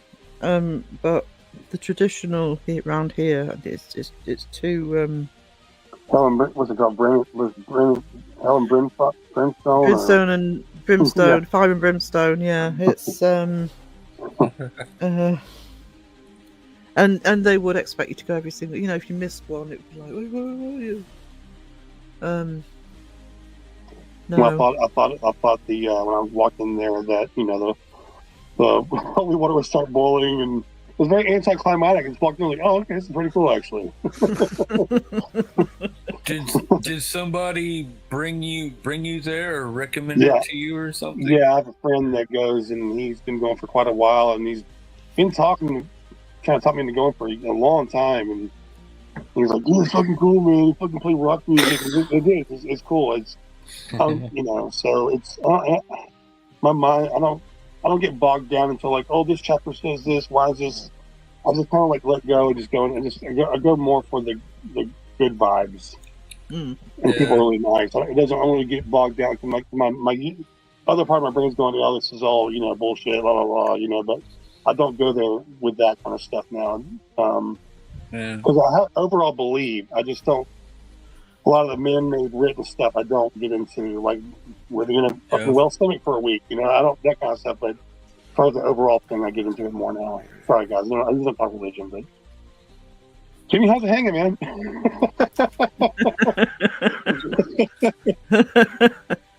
It's going, man.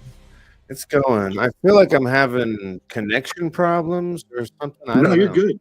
You're good. You guys can hear me okay, right? Because like every now and then you guys are cutting out, and I don't know if it's on my end or what. It's not cutting out our end, but we can hear you. No, what it is your system's trying to keep up with all the displays you have over there.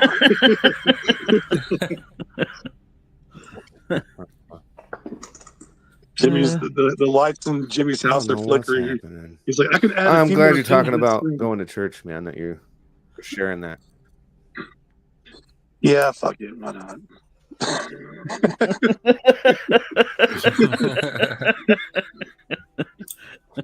In for a penny. The whole cussing thing is not going to happen. They're not going to be like, I'm not going to cuss anymore. Yeah, well, it should be welcoming for whoever you are, Yeah. I don't think cussing's a thing. I think cussing is only a thing that people put so much power to a word. Oh, you said fuck. Oh, it's just a fucking sound we're making as an animal. I'm sorry, it's not. You're giving it so much power, So I don't think I'm going to go to hell for saying a curse word. I also think it's a generational thing because I know that my mum, if I swear, is like, and it's like people swear. It's how I talk. It's how a lot of people, it's how people around me talk. So it's more. I've got some problems going on. I'm going to have to jump out and come back. No problem, sweetie. Try that, man. I see what you're saying. So. I think that'll probably get less and less, to be honest. I mean, I never get moaned for swearing on the lives.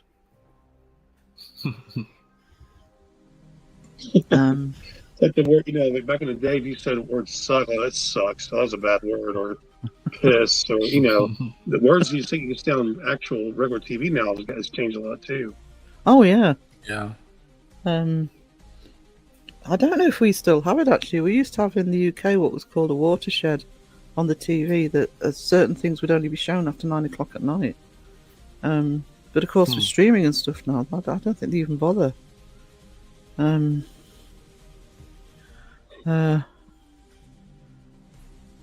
Cussing is expression and passion, and also church-wise in their mind. If you aren't cursing the God they're worshipping, yeah, I mean that's the difference.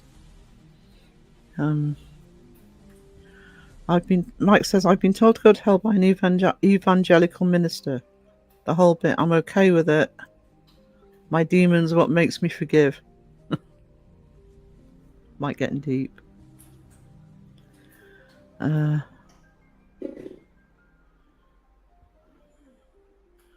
sweet Guff, I may not be able to be there, but I got your back.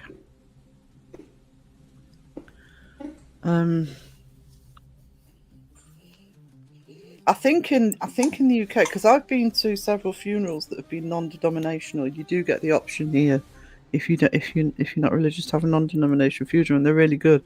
But I would imagine in the UK, I don't think I've got any UKs in at the minute, but I would imagine that you'd have to be in a city to have a non-denominational church. You're certainly not going to get it in a backwater like where I live.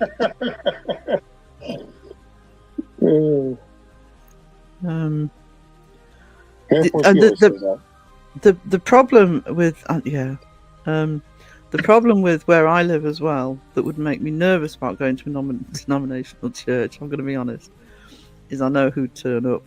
It would be all the friends of the earth and, tree huggers and the really annoying lot that nobody likes in the town because they're so preachy.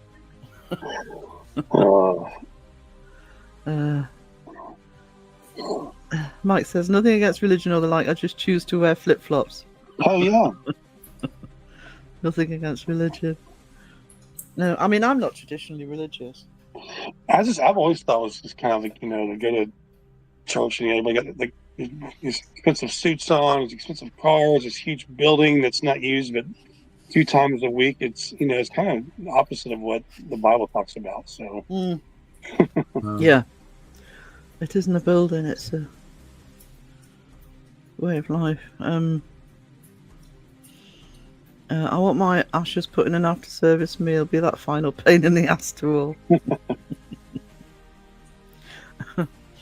Actually, I have an arrangement with Bestie to take my ashes out for the day.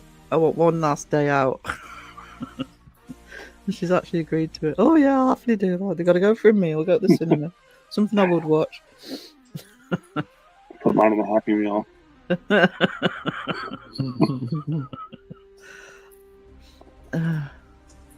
Only a Hopi shaman will know what to do with my ashes. It's Jimmy back. Wow. I mean, let's see. Yeah, that's how I feel. I respect everybody's beliefs. Whatever you believe in, that's your thing. I'm not going to say, that's opposite of what I want to be. I don't want to tell somebody what they have to, which what I was told my whole life, what you got to do, and honestly, that just drives people away. I think most of us, a lot of us here, have probably experienced that. And people try to shove it down your throat, you just run the other way. Yeah. Yeah. You've got to do it your own way. And it's very difficult to do with the traditional. I'm not having a go at the traditional churches, but it's very difficult to do with the traditional churches. It's very much a doctrine that you've got to follow. And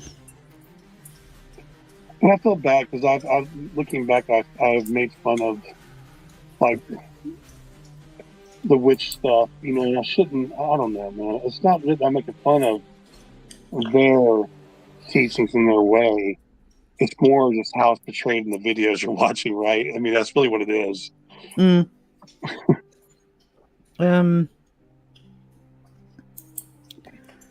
Yeah, that's the problem because the probably the way it things that I actually learned in is. church are not the things that they were trying to teach me, if that makes sense. There you go. Yeah. Yeah.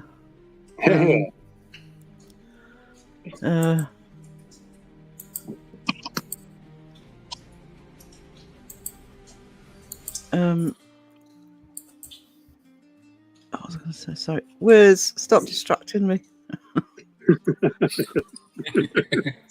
Get your hands off the mouse. What was I going to say? Yeah, that's the thing. It doesn't end up, in my experience. This is in my personal experience.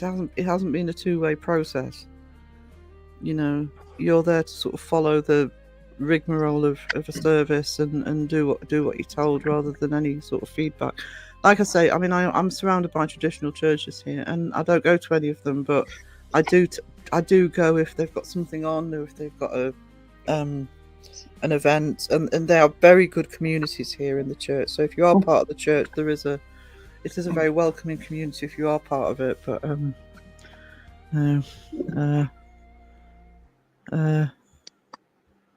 Alyssa says, as long as you're not hurting or forcing another, I mean, it's respect all beliefs. Yeah, beliefs should be respected, and you can actually transfer that to bloody paranormal as well. Beliefs and experiences. Jimmy believes in fairies. I respect him for that. Who does? Jimmy? You've got something that is totally off the wall for belief, though. I mean, I said Jimmy believes in fairies. I don't fault him for that. Well, somebody's got to. Way to go, Jimmy. I think he is. Oh yeah, hey, listen. I don't know if I am having trouble, so much trouble hearing what's going on. I don't know if everything is smooth to you and you guys can hear me. You say you can hear me just fine. I can't. Yeah. Crow keeps cutting out. Everybody keeps cutting out to me.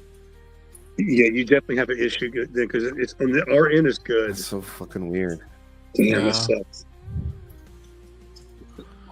Maybe you got Windows It's like I'm updates getting pending. bits and pieces of what you guys are saying, and then it's like it's just the most hard thing to be able to interject and say stuff. Do you like fairies? Yeah, that one. Well, see, now I can hear everything just fine. It seems like. Do I like fairies? Yeah. I mean, I don't have any problem with fairies. I guess as long as they don't fuck with me. Well, what is a fairy? See, I think that I think that the fairy, the whole fae thing, comes from I think that comes from like elementals or poltergeist stuff. I think I think they're all related. Yeah. You know. It's interesting. That's just there are still regions I don't know if that that's really where it came from, but like when you hear people talking about.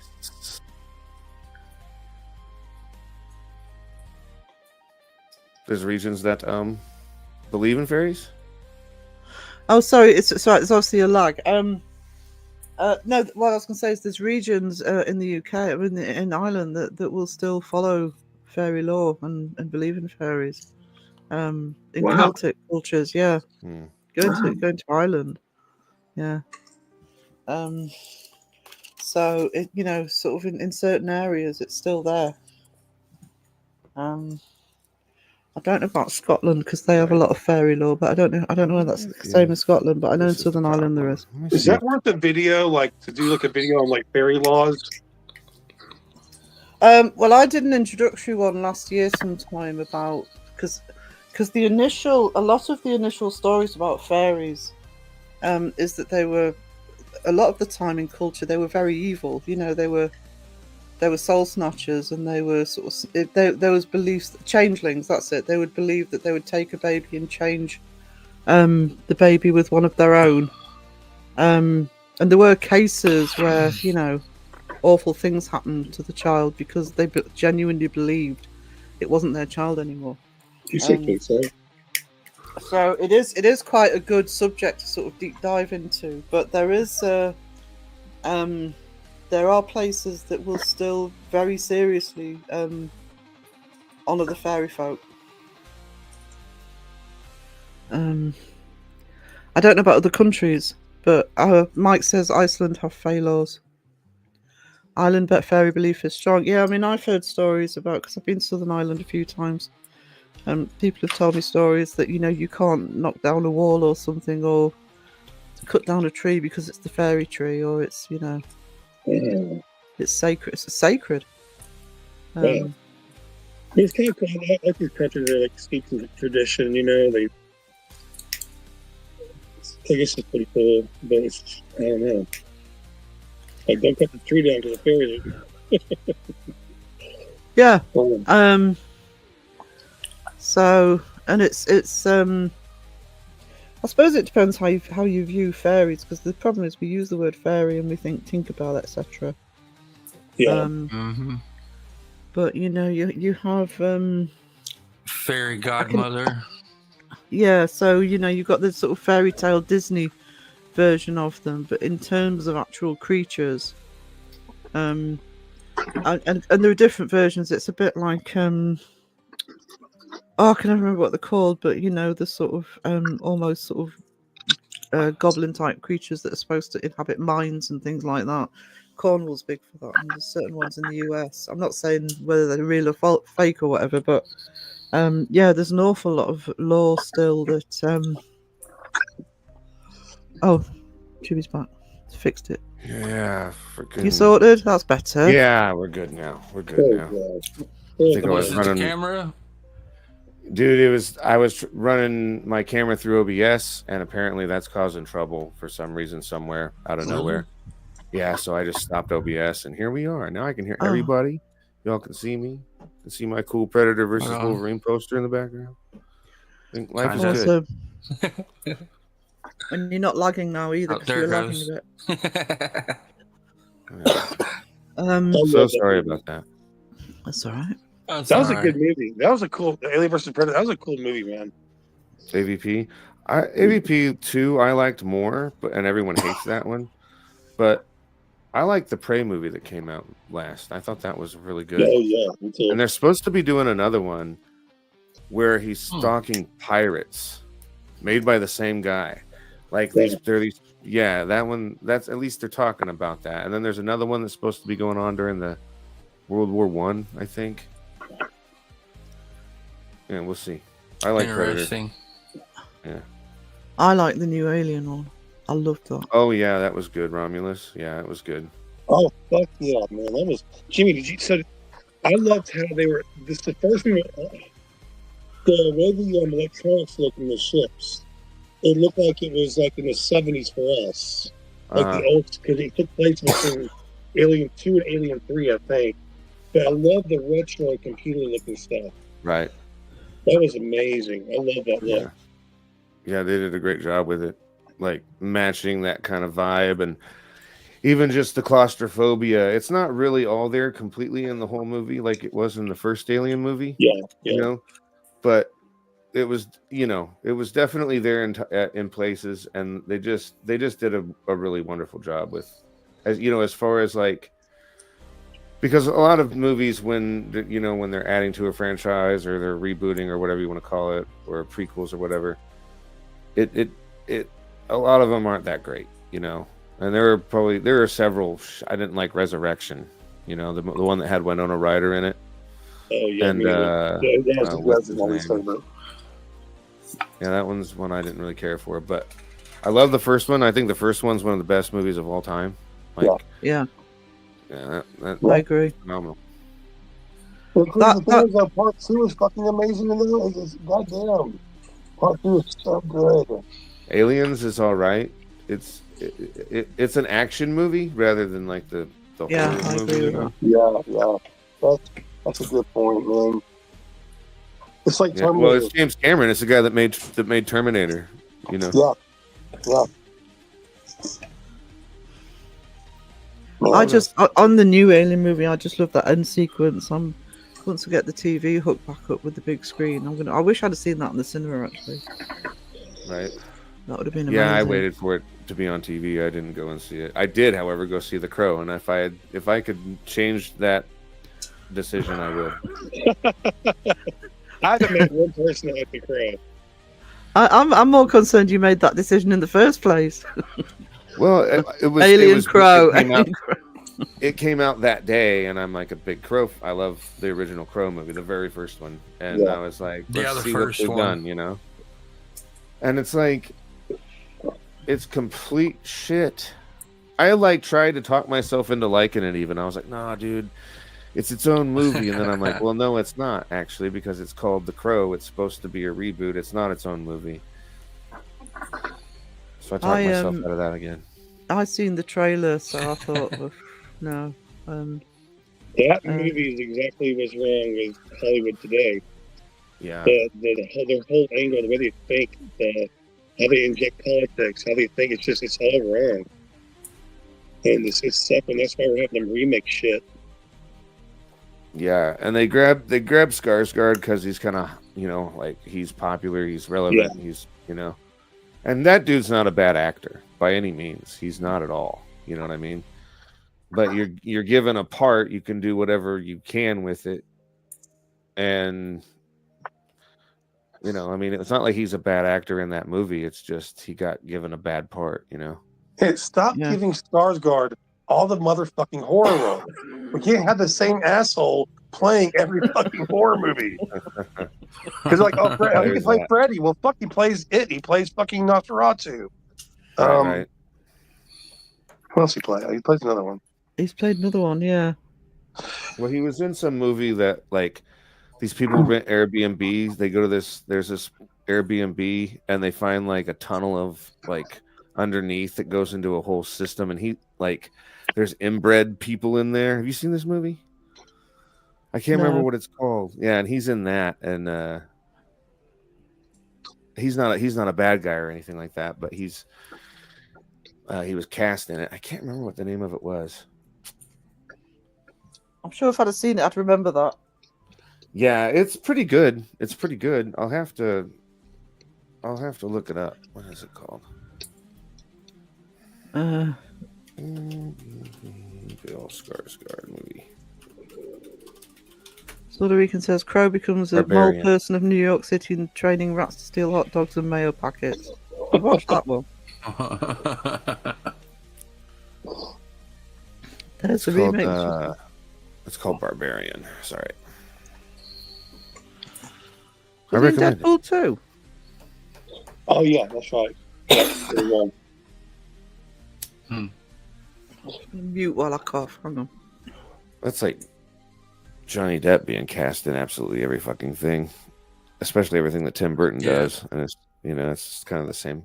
I don't think Bill Skarsgård is there yet with that, but after he did Pennywise, people were like, "Oh, this guy, we need him." Because he comes from a line So of other much actors too, right? typecasting. His brothers are actors, right? Yeah. Yeah, it's Alexander Skarsgård. His dad's dad was in Mr. Skarsgård. Oh, Bob Skarsgård, yeah. fuck, I can't remember his dad's first name. Yeah, he's in Bartholomew Thor. Skarsgård. And then one of his brothers was in was it True Blood?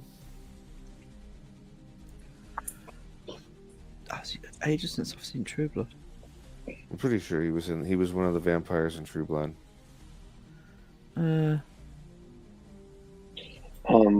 Also, oh fuck! I'm sorry, I lost it. Keep going.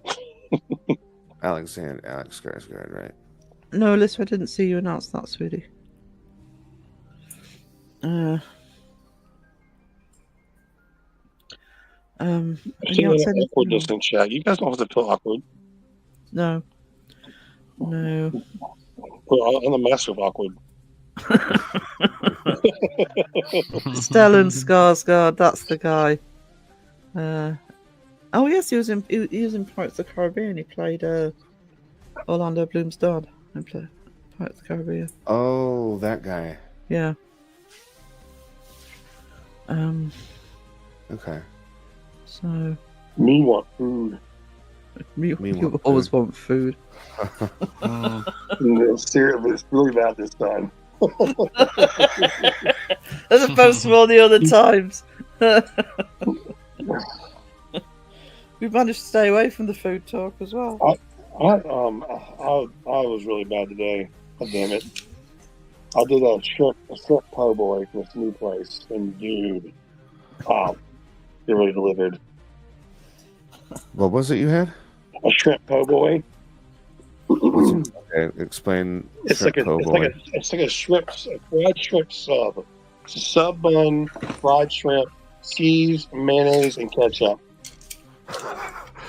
Outstanding. Do you leave the tails on your shrimp too? Oh no, they take the tails off there, so okay. You just bite away, my friend. Swing away. Bite away. Yeah, I had him add mayonnaise. Fried shrimp, mayonnaise, and what else? Ketchup and cheese. Yeah, I'm into that. Dude, I'm telling you, it's really good. Call it po' boy. I usually do the ketchup and mayonnaise on fish because I'm not a tartar sauce person, but I will do cocktail sauce on a sandwich like what you're talking about, or fish too. Fuck yeah, dude! Like cocktail sauce is the best sauce ever. Put that on your mozzarella sticks instead of marinara sauce, and you'll never go back. Yeah. Well, I had fish chips and mushy peas today from the chip shop. Awesome. What are mushy peas? Is that like canned peas? Just yeah, exactly what it sounds like. Just mushed up peas. Mushed up peas, yeah, Okay. mushed up peas. They're delicious. I only have them with fish and chips, but They're no longer little bitty globes. no, they're the now bigger paste. peas. They're the bigger peas, sort of mushed up. They're not the tiny little ones you get. Pea not the paste. garden peas. Yeah, it's lovely. It's lovely. I won't have a word said against them. Fair enough. Fair enough. Mashed potatoes made from peas. I don't think gravy would go well on that though. Oh, might. Fish. Hey, you ever had pierogies? Those little cheese and a noodle thing. You put salt I on love it. pierogies. God. It's like a strange pasta with potatoes in it, and for some reason it's good. Mm-hmm. Yeah. Yeah. It's so fattening too. It's crazy. Of course it is. It's one with the Matrix. Everything's fucking rigged. Anything good is bad. Anything bad is good. Uh-huh. It's fucking rigged. I bought a fucking bucket full of miniature chocolate eclairs. That's how fat Ooh. Hold I am. on. I've eaten. Hold on. Hold the fuck up. Those you get from Walmart, dude? Yeah. Who was I talking to about the fucking eclairs? Those things are fucking like that's my favorite dessert on earth. But they have this little bucket of like frozen eclairs at Walmart. Uh-huh. You gotta get them. You let them thaw out, dude. It's everyone's orgasm. Yeah. They're I've let them so thaw good. out. I think they're better thawed. Oh, I gave yeah. one. 100%. I let Gavin have. Well, Gavin and I both were eager to try it, and they were frozen. And when we went back after they were thawed out, he was like, "I like them better frozen." I was like, "All right, dude. Like that's fair." I usually am eating them frozen at first. I can't. My fat ass can't fucking wait. I'll eat like a few until they get like thawed out. Dude, they're so eclairs are the best, man. You really can't beat that. Fuck, I'll eat them frozen. Yeah. I'll get a box of macaroons too, or macarons, however you want to call them. Oh yeah. And they're usually refrigerated, and they're not as good refrigerated. You have to have them at room temperature. But I'm like what you're at, where it's like I must have this now. So I'll eat like 2 or 3 of them while they're still rock hard and cold. Why'd you just say rock hard? Because they are, man. They are. I mean, well, they're maybe not rock hard. They're a little softer than that. Here we go. Here we go. I didn't I'm do it. starving now. Thanks, guys. Oh. I'm hungry. Fish and chips. Yeah, What kind of fish was it? soon. What? Everybody's speaking at once. Sorry. What kind of fish was it you had with your fish and chips? Oh, it'll cod. Yeah. Like battered and fried? Yeah. Oh my god. Deep fried. Like catfish. Chunks. I like catfish. Yeah. That's the right answer. I like catfish. I like Cajun catfish, actually. The first time I had catfish, it was Cajun catfish, and I loved it. Oh, anything Cajun's better, I swear to God. Yeah. They got they make I other like the shit catfish. nasty. The catfish Yeah. at Captain D's. I don't know if you got Captain D's Oh, yeah. where you guys are, but I don't I care. like the catfish there. Captain D's battered fish with fucking hush puppies, man, bro. Man, that's fucking so good. Ah! Oh, that sounds amazing. You had to start with eclairs. I love catfish. Tartar sauce is great. I do tartar sauce on fish. I've found lately though that if I want something sweet, like the least I could do is probably give my body some fat it needs, and I'll eat peanut butter on a piece of toast, and that seems to tide me over. Whereas before I'd be getting like ice cream or pie or cake or what the fuck, lava cakes, fucking macaroons, chocolate eclairs. Eat a piece of toast on with peanut butter, and it's all right, man. It's not so bad. You don't lava cake, though. You ever warmed it up in a microwave before you ate it? No, it's on toast. Like I haven't thought about that. Warm peanut butter on hot toast. Wow. No, but I've done grilled, you know how you make a grilled cheese, but instead like do peanut butter and jelly and grill it. Uh-huh. Yeah. That fucking peanut butter gets hot as fuck. It's one of those burns where you're like, ow. Yeah, it does. Ah! Yeah. Like it just gets worse and worse for like slowly. Yep. Can I just say something, Alyssa? If you have said something, once the live's over, you can go back into chat and remove it, darling. If you need to remove something, my chat usually comes up pretty quickly after a live, so don't worry about it, sweetie. I haven't seen you say anything, but you can do that if you said something you didn't want revealed. So don't worry, it's not going to stay there forever. You can, as a moderator, you've got a wrench, so you can actually go back and remove it, darling. See, so y'all do peanut butter and jam sandwiches? I do. No, Okay. not You anymore. see, in I used Australia, to. they don't. They do peanut butter on toast and jam on toast, but no peanut butter and jam together. I couldn't eat peanut butter without That's jam. I weird. love peanut butter, but I couldn't eat it without jam because What's a jam?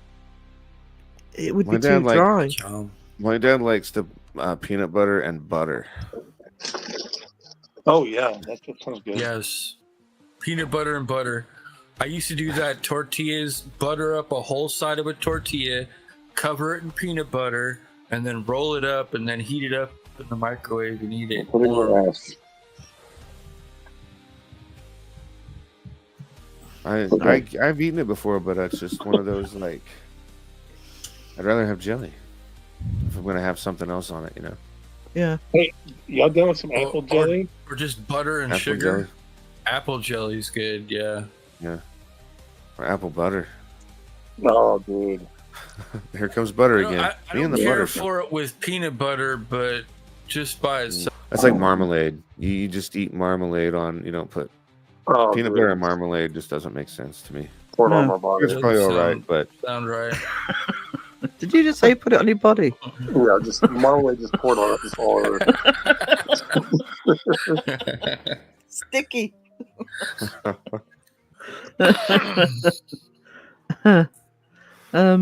I did chocolate biscuits in peanut butter.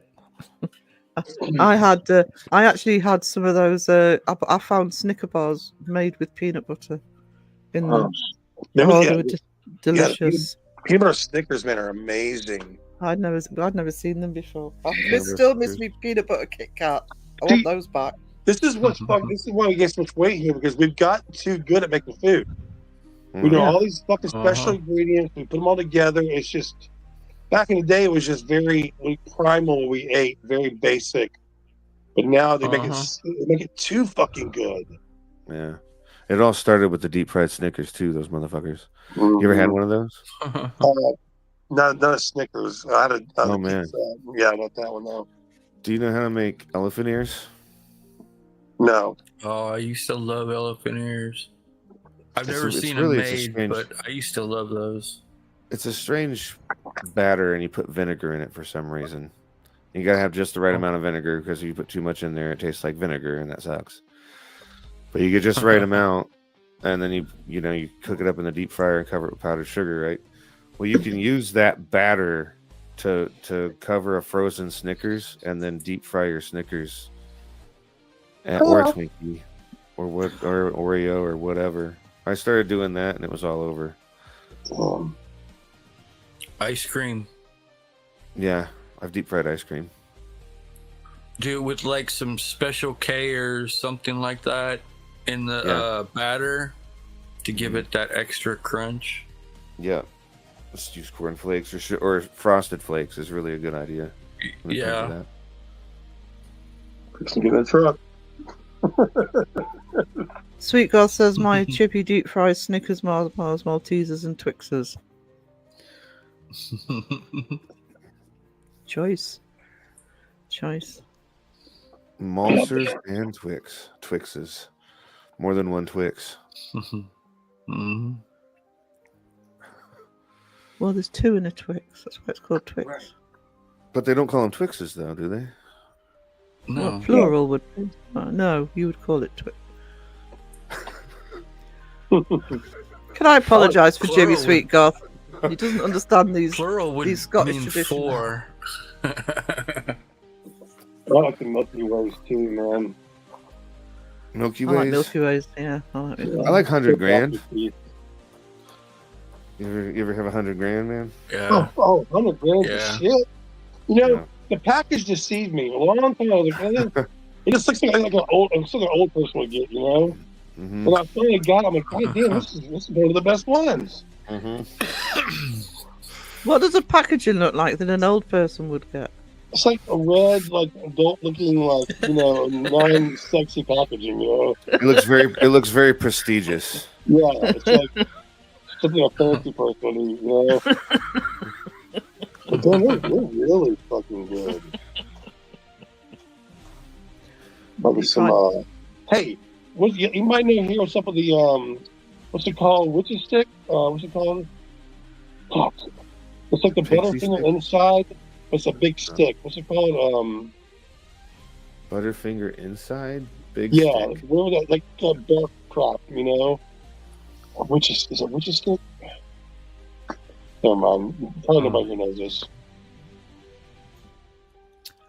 Yeah, I'm lost, brother. Sorry. Crow's Sorry. making shit up now. Hang on. Yeah. No, there's a thing that's the Butterfinger insides only. Oh, I know what you're talking about. It's like a three, like a something something, right? Yeah, Chico stick. That's it. Chico There stick. we go. Those fucking things, man. Why did I know that? I need a burger. Fast. They deep fried pickled onions too. I'd eat a deep fried pickled onion. I like try pickled that. onions. Yeah. Looking a good I like chicky, deep it fried sounds pickles, to be honest with you. Hot two on that thing. I'm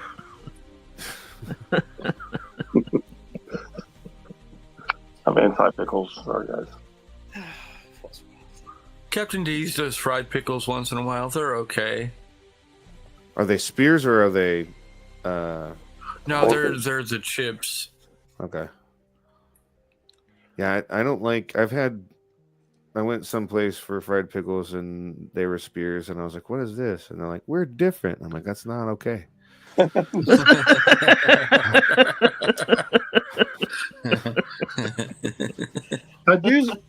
get jealous when I see people fucking chowing down on a big old dill pickle.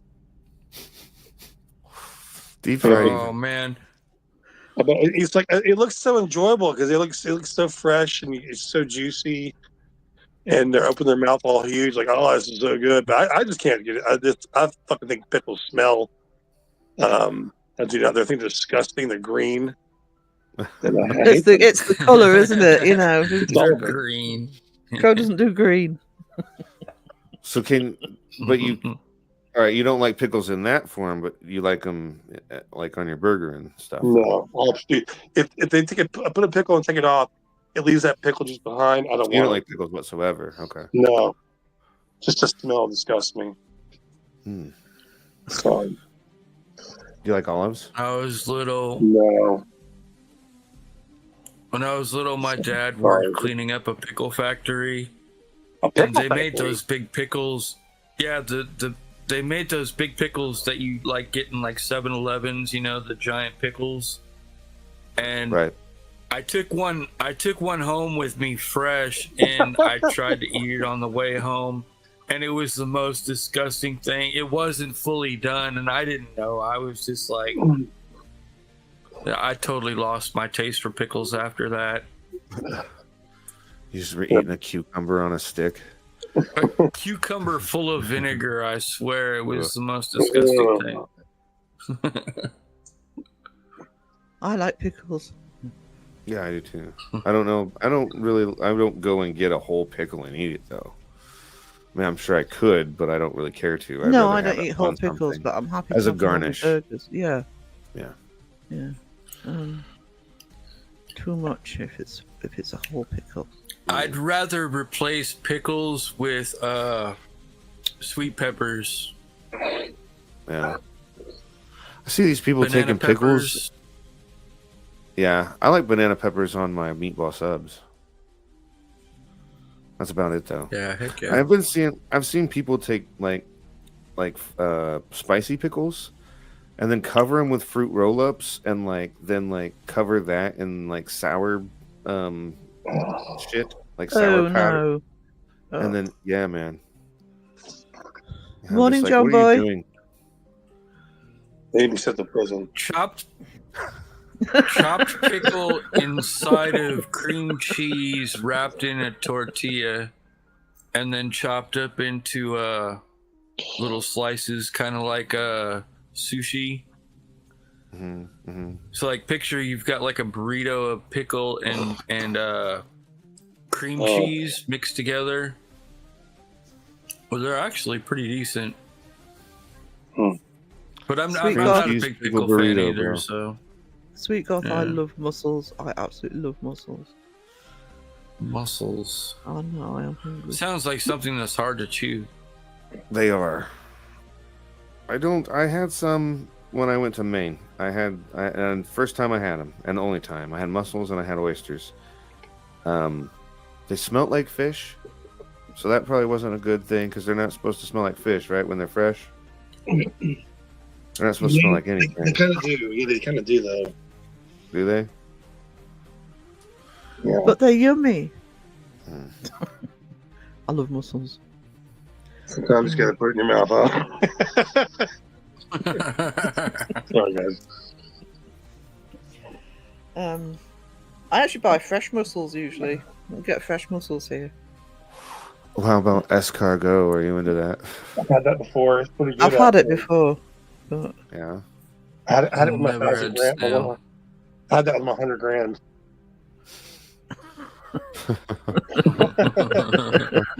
Perfect for dessert for escargot.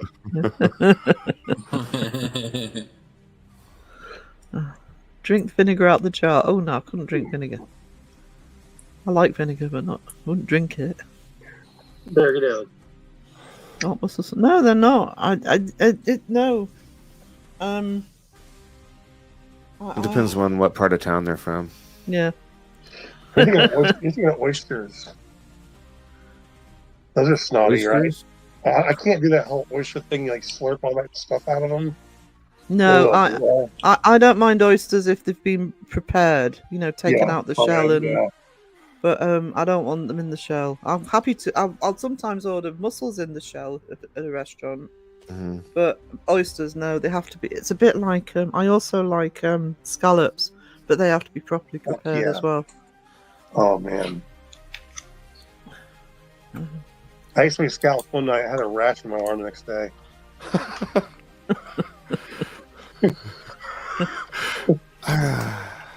Welcome back, Pom. Yeah, we've only just started the food talk, actually, John Boy. Hey, Pom. Crow's making get his out. food up.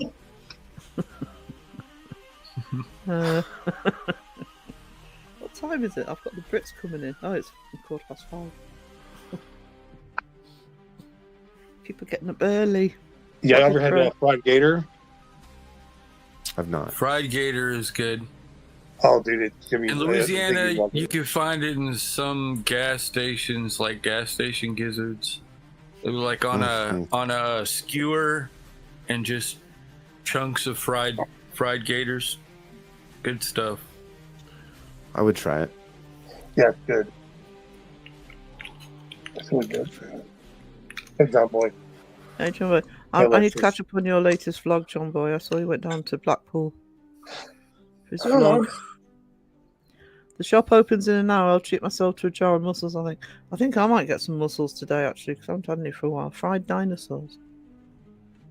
Fried dinosaurs are amazing. Fresh mussels cooked in a garlicky tomato sauce with lovely fresh salad. Perfect meal on a stinging hot summer day. Yeah. I want mussels now. I'm going to have mussels today. Well, I've been working out. Really? Working out what to eat next. Mm-hmm. That was good. Yep. I'm supposed to be exercising because of this COPD, and it's killing me just walking anywhere at the minute. It really is killing me. I did it today, and when I went to get the fish and chips, I walked up and back, and it took me twice as long as normal. Oh. And I've got to start this group soon that's supposed to tell me how to manage my COPD, and I know they're going to tell me to exercise, and it'll be like, oh, no. And quit smoking. Well, that as well. Yeah, that's Sucks. something that I'm trying to get a hang of. Not actively though. I got to get to a doctor and get some meds to help. Like that's just where I'm at. Hey, with dude, it. you can get those candy cigarettes. Oh yeah. That's Not quite the same. I know. I used to love those little candy cigarettes, man. I thought about maybe getting like a toothpick or something and trying to cope with the mouth to hand because that's That's- really part of the addiction. That is a massive part of the addiction. That's the What problem. about a $5 foot long? Every Every time I want a cigarette, just eat a $5 foot long. Every or a time then I'm mozzarella eating stick, just That'd be- put in your mouth. 40 foot longs a day is what that would end up being. Yeah. It's no good. When I quit smoking, somebody in Beardo's chat had told me replace the cigarettes with water, a bottle of water. Every time you want a cigarette, go get a bottle of water and drink water instead. There's your hand to mouth coordination, and it's a healthier habit. And it's like people are always talking about try vaping or whatever, and it's like you're replacing one unhealthy habit with another unhealthy habit. So whatever you do that you try to replace it with, you got to make it healthy for yourself, something that you enjoy. Well, that would be cigarettes, sweetie. So, something you enjoy, hand them out. Ruh-roh. Raven says I might clip that.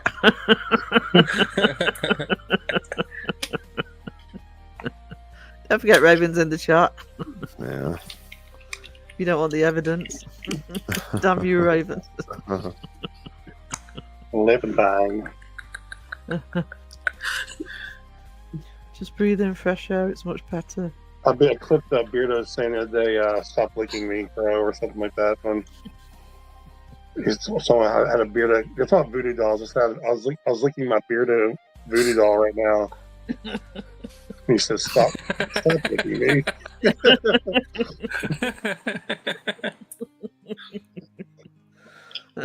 Blame Beardo.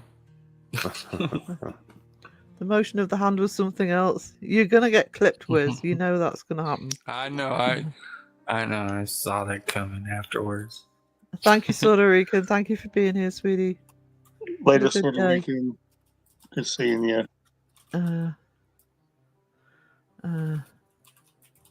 I stopped. It was simple. I had a cold. An entire month couldn't smoke. I've got to stop because of the COPD. I've cut right down, but things like limes, I'm smoking too much. Yeah, I hope you can. It's really, I hope y'all can. I really do. I mean, my mom smoked from like 14 or 15 till she was like 62 or 60, whatever it was. And I didn't think she would ever. I mean, every year she was getting like you call it a pneumonia. Her breathing was so bad. I didn't think she would ever, because that's all she knew. It's all she knew. But she did it somehow, man. I don't know how the fuck she did it, but ever since she stopped, she hasn't had any like pneumonia or anything like that, but she did gain weight. Her thyroid was off as well. Just take some kind of pills, because you smoke so long, it changes like the way your body works, and like so you go without it, you gotta sometimes you gotta make up for it in other ways. Well, that's one of the reasons I'm cutting down all the time. But I did a few years ago. I did switch cold turkey to the electric cigarettes, and I was fine on them. But the detox was just horrendous, which is another reason I want to do it slowly. I don't want to go through that again. Yeah. But the main thing with me is anxiety and stress. That's the bit that really makes me want to reach for one. Yeah. But yeah, having early onset COPD, and I don't want to get it any worse, is a very good incentive to actually. Yeah. My dad has COPD. Oh, really? And he got scared out of smoking. He hasn't smoked in 10 years, but he started smoking when he was 12. He's 78 now, so he stopped when he was. When would that be? 62? No, I don't remember. It's been 10 years ago. 68 is when he quit. So from 12 to 68 years old, he got pneumonia, and he just literally like one day he just stopped. He just never went back. And but it took to where there was irreparable damage that's just ultimately going to kill him, in the long run, before he ended up quitting. Then he got lung cancer after he quit, 2 years after he quit. Oh, wow. But he beat that. Oh, wow. Nice. But, yeah, he's got that COPD, and it's like, to listen to him breathe or try to do anything, it's really tough. So Well, what the doctors told me, and actually because a couple of weeks ago I'd gone to the doctors to say, look, I still can't breathe, and the hospital's given me nothing yet. This is 3 months on, and the doctor's been really good with me. I'm getting all sorts of help, but what my doctors told me that the hospital didn't say, the hospital are all doom and gloom, but my doctor says no, you've got early onset of COPD. It can't be cured, but if you handle your lifestyle right, doesn't need to get a whole lot worse. Right. I'm about to go into some classes to help with that, and they've still got to sort my medication out because those powdered bloody inhalers are killing me. Yeah, I'm not even sure I'm taking it properly. Yeah, so it's really in my hands now. If I live right, it shouldn't get massively worse too quickly. So it's up to me, really. So do better because we want you here forever and ever and ever. Forever and ever. I still need to do that button. Forever and ever and ever. Oh, Raven. So it's like habits. It's hard, man. Because like it's always hardest at first. But I don't know. I know cigarettes are a different beast, man. I say it's harder at first, but I know it's so addictive. It's hard to fight throughout the whole thing. So, I never smoked cigarettes. So the thing is, for me, is like, all right, I quit smoking cigarettes, right? Let's say I do that. Well, then I'm still going to want to smoke, and I smoke weed, right? So I'm not stopping that, as far as I can tell. Yeah. And it's like I still have the habit of that, but then it's like I'm gonna be smoking way more weed, which we know how that will work. I don't need to be doing all that. As soon as you get to smoking more weed, then you're like, okay, now I want a cigarette because you're trying to make the weed last longer. Look, I smoked weed up till I was about 37. I did dabble back into it quite a bit after that, like here and there, but very small amounts. But I had to quit because my asthma got so bad. But what I wanted to say is that, like, when I have people come over and stuff, I have to tell them don't bring any weed because I can't smell it. Because if I smell it, I'm going to want it. It never went away. I want it all the time because I smoked it from 14 up to 30, and I smoked every day, a lot. That was my cigarettes, and but yeah, even now, because what happens is my stepdad would come down and bring some weed. I would smoke some, and then after he left, I'd go get some because I was, he made me want more. And then my lungs get really bad. Then I'm back in the hospital, and then they clean my lungs back out. And so I can't be around it really. Yeah. Because it never. You said it'll never go away. Maybe it'll never go away, dude. Right. But I could eat gummies and stuff, but it's like not the same as it. Yeah, it's not the same. That's probably the way to go now. That's what I'm looking at, and it's like I don't know. I mean, it's way cheaper. I miss that. I used to make videos. Instead I would do something for a while, for like a month or two. Then my lungs would get so bad, I had to quit again. So I just do it, but it was so much funner doing videos, and it makes you more. I think it makes you more creative, especially in the goofy stuff. It definitely helps. It helps you. It helps you loosen up. What's that? Certain strains, yeah, right. There are certain strains for certain things. Yeah, like Blue Dream is seriously a creative high right there. I smoked the last of my Blue Dream not that long. It was yesterday. I'm sad. I haven't had any of that in at least a year.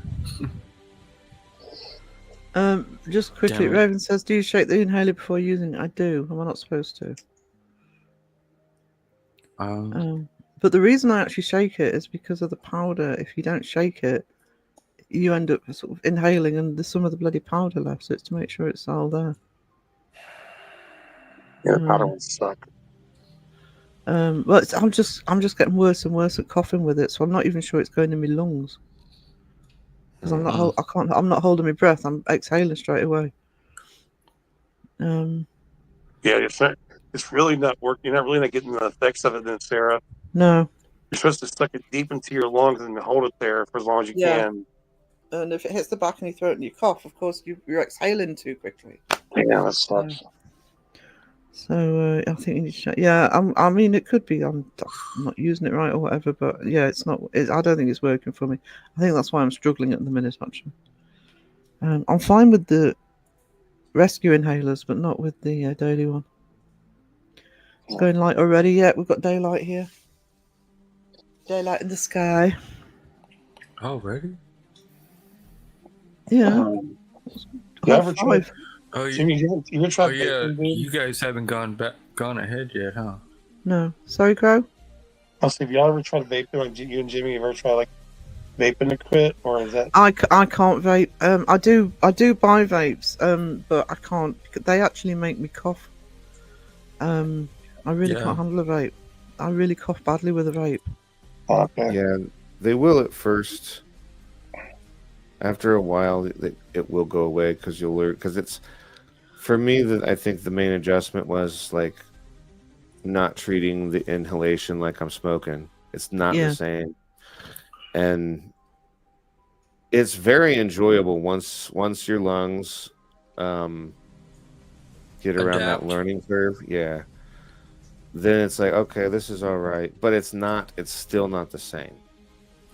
Like for me, I like the way cigarettes taste, you know, and acquired taste. Yeah, and like, yeah, sure, it makes like, I can see why some people would be like, it makes way more sense to inhale something that tastes and smells like strawberries rather than cigarettes, because cigarettes stink and all this. But there's something about tobacco to me that When I switched to the electric ones a few years ago, they too still taste like nicotine. Right. I'm not so keen on the sort of fruit, the fruit flavored vapes. So I might see if I can still get the electric ones actually, just to try and switch to something. And I've had tobacco flavored vapes. They make those too, and I couldn't get into it. I couldn't. It's just not the same. No, but the electric cigarettes literally look like a cigarette. So though they're a bit heavier, it's the same. Yeah. I'll have to look at that. My thing was I tried vaping to quit, and it worked for a while, but then I ended up smoking cigarettes again. Then after that, that's when vaping is like, every time I tried to vape after I'd started smoking cigarettes again, that's when I'd be having those really harsh coughs with every single hit from the vape. Right. Yeah. Well, vaping made me worse with cigarettes because I would get flavors that were just phenomenal, like blueberry filled powdered donut. It's like, what am I doing? Why would I do this? Because it's so good, and you just indulge all day, right? And you're vaping 6 milligram Nick. You do that all day, and yeah, you end up like making your body more addicted to the nicotine. So when you go back to cigarettes, now I'm smoke. I'm like, I basically chain smoke. I might get about 10 or 15 minutes of time without smoking, unless I'm distracted. People say always not addictive. I was definitely addicted to it. I didn't know I was going to go a day without it. I always make sure I always had it because I didn't want to go a day without it. Like, seriously, and I didn't know how it ever stopped. And I don't even know. Looking back, I can't remember how I did it, but I know it got easier. But I know it's a different beast. It's completely different. We're not talking about cigarettes here. We're talking about, But it took a long time for me to be happy without it, because before, to have a good time, to just like a beer or anything, I had to have like some bud and some beer and to have a good time and like party. Or now I don't need any of that anymore. I can just literally drink water. I don't need anything to laugh or what I'm trying to say, because before I needed that stuff to like loosen up. I needed to have a good time. I don't need that anymore. Right. Which feels good, but it took a long time to fucking get there, though. Because if I go hang out with friends, I don't drink probably ever anymore. So they're always drinking. They think it's crazy. Don't drink. It's like I don't need to, dude. I'm having a good time. Yeah. Yeah. Yeah, I don't need to drink. I have friends that they're still drinking, and now they're starting to see the beginning stages of things that are far worse, you know? Yeah. A lot of them are. And I hate to see that because it's like, oh man, you know, like we're not 23 anymore, you know. Plus, I can't ever control my. Like, if I drink one, it's a whole thing, you know. So it's like I just say, right? Don't even start it. I mean, I don't mind every now and then going over to a friend's house as long as that's where I'm going to be, and like having a couple of shots or whatever. But I don't get like to where the room is spinning and I can't fucking walk. Like I can't live like that. Because our famous last thing was like, I'll just have a couple, you know. It's like 7 hours later, you know, fucking doing, beer bongs and shit. You know, it's like, fuck all that, man. Never For again. me, I remember I'd be like at a party and like having a great time. Everything's great. Fucking, there's all kinds of people. I'm happy to see all these people. And then all of a sudden I wake up on the floor and everyone's gone and it's daylight outside. And I'm like, what the fuck happened? Yeah. You're next to some guy. Yeah, you know. It's like I have a hold of something. I think it's his wrist. And I look down. It's not his wrist at all.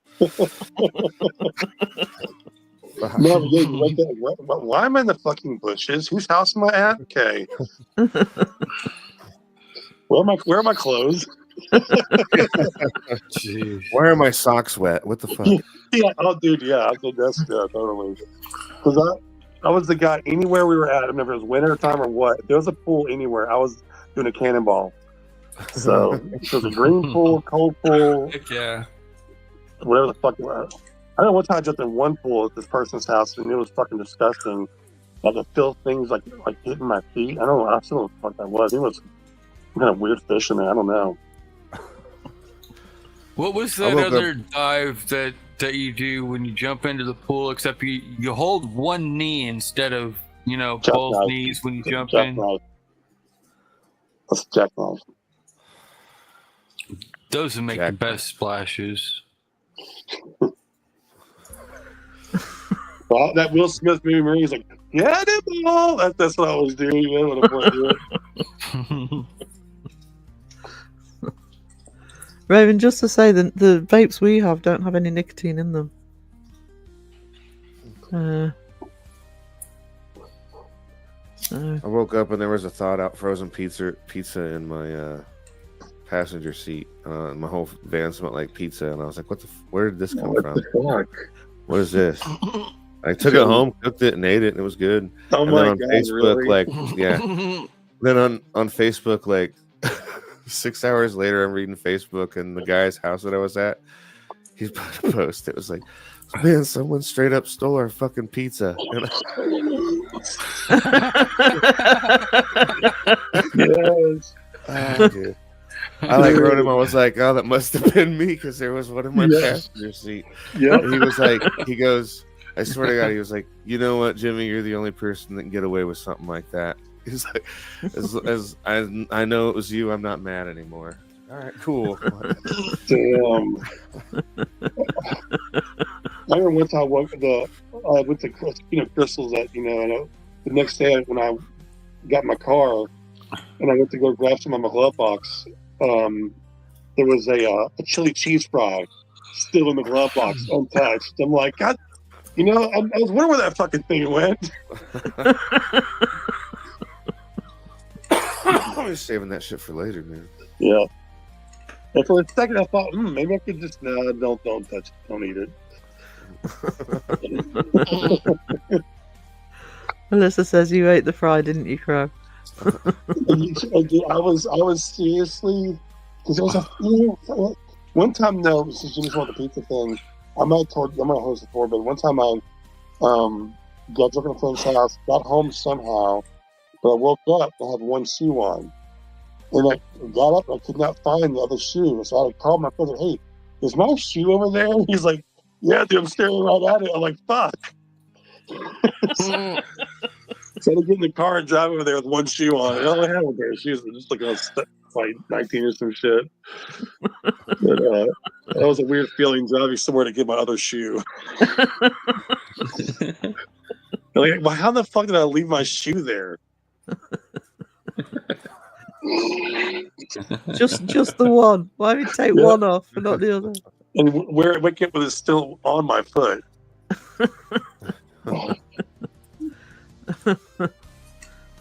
Just one little chili cheese fry, says Raven. Oh man, those are so good too. Yeah, Crow and Alyssa got lost shoe stories.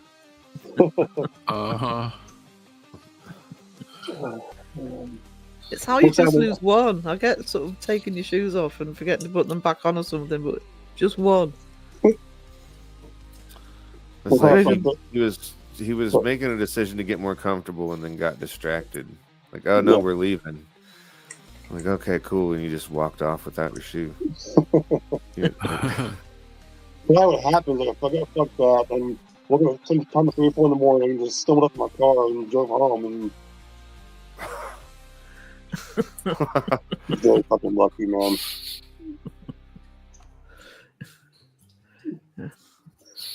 Raven's obsessed with the fry. Where did that little fry go? How did it end up in the glove box?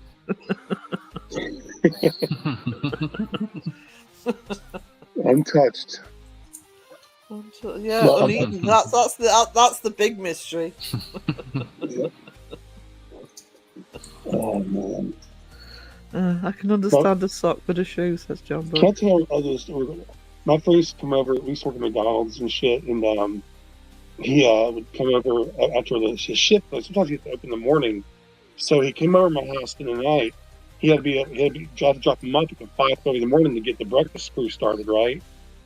And so we went in the house, got fucked up, passed out, woke up, and I was like, "Oh shit, we gotta get to McDonald's." So I took him to McDonald's. There was like nobody there, but it's like, you know, still early. I was like, okay, well, fuck it, whatever. Okay, see you later. Have a good day. Well, come to find out, it was like 3 in the morning. But I dropped him off at McDonald's. And then the crew came in the morning. He was there at the door, sleeping in front of the McDonald's at the front door. But the thing is, it was like fucking 25 degrees outside. Okay. I just always thought it was funny because there's nowhere to lay. He's just laying on a cement, like rock hard fucking thing in front of the door. I dropped him up like 2 hours, fucking 3 hours, 2 hours for work. The guy was committed, man. He was going to be at work on time that day. Yeah.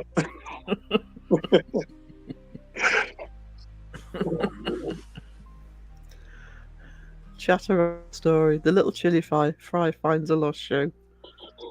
Put that in the AI, man. Good story. This is what happens when you don't pay attention to chat. They develop a life of their own. Oh my god, 4 hours. I've been going 4 hours. Holy shit, man. Yep.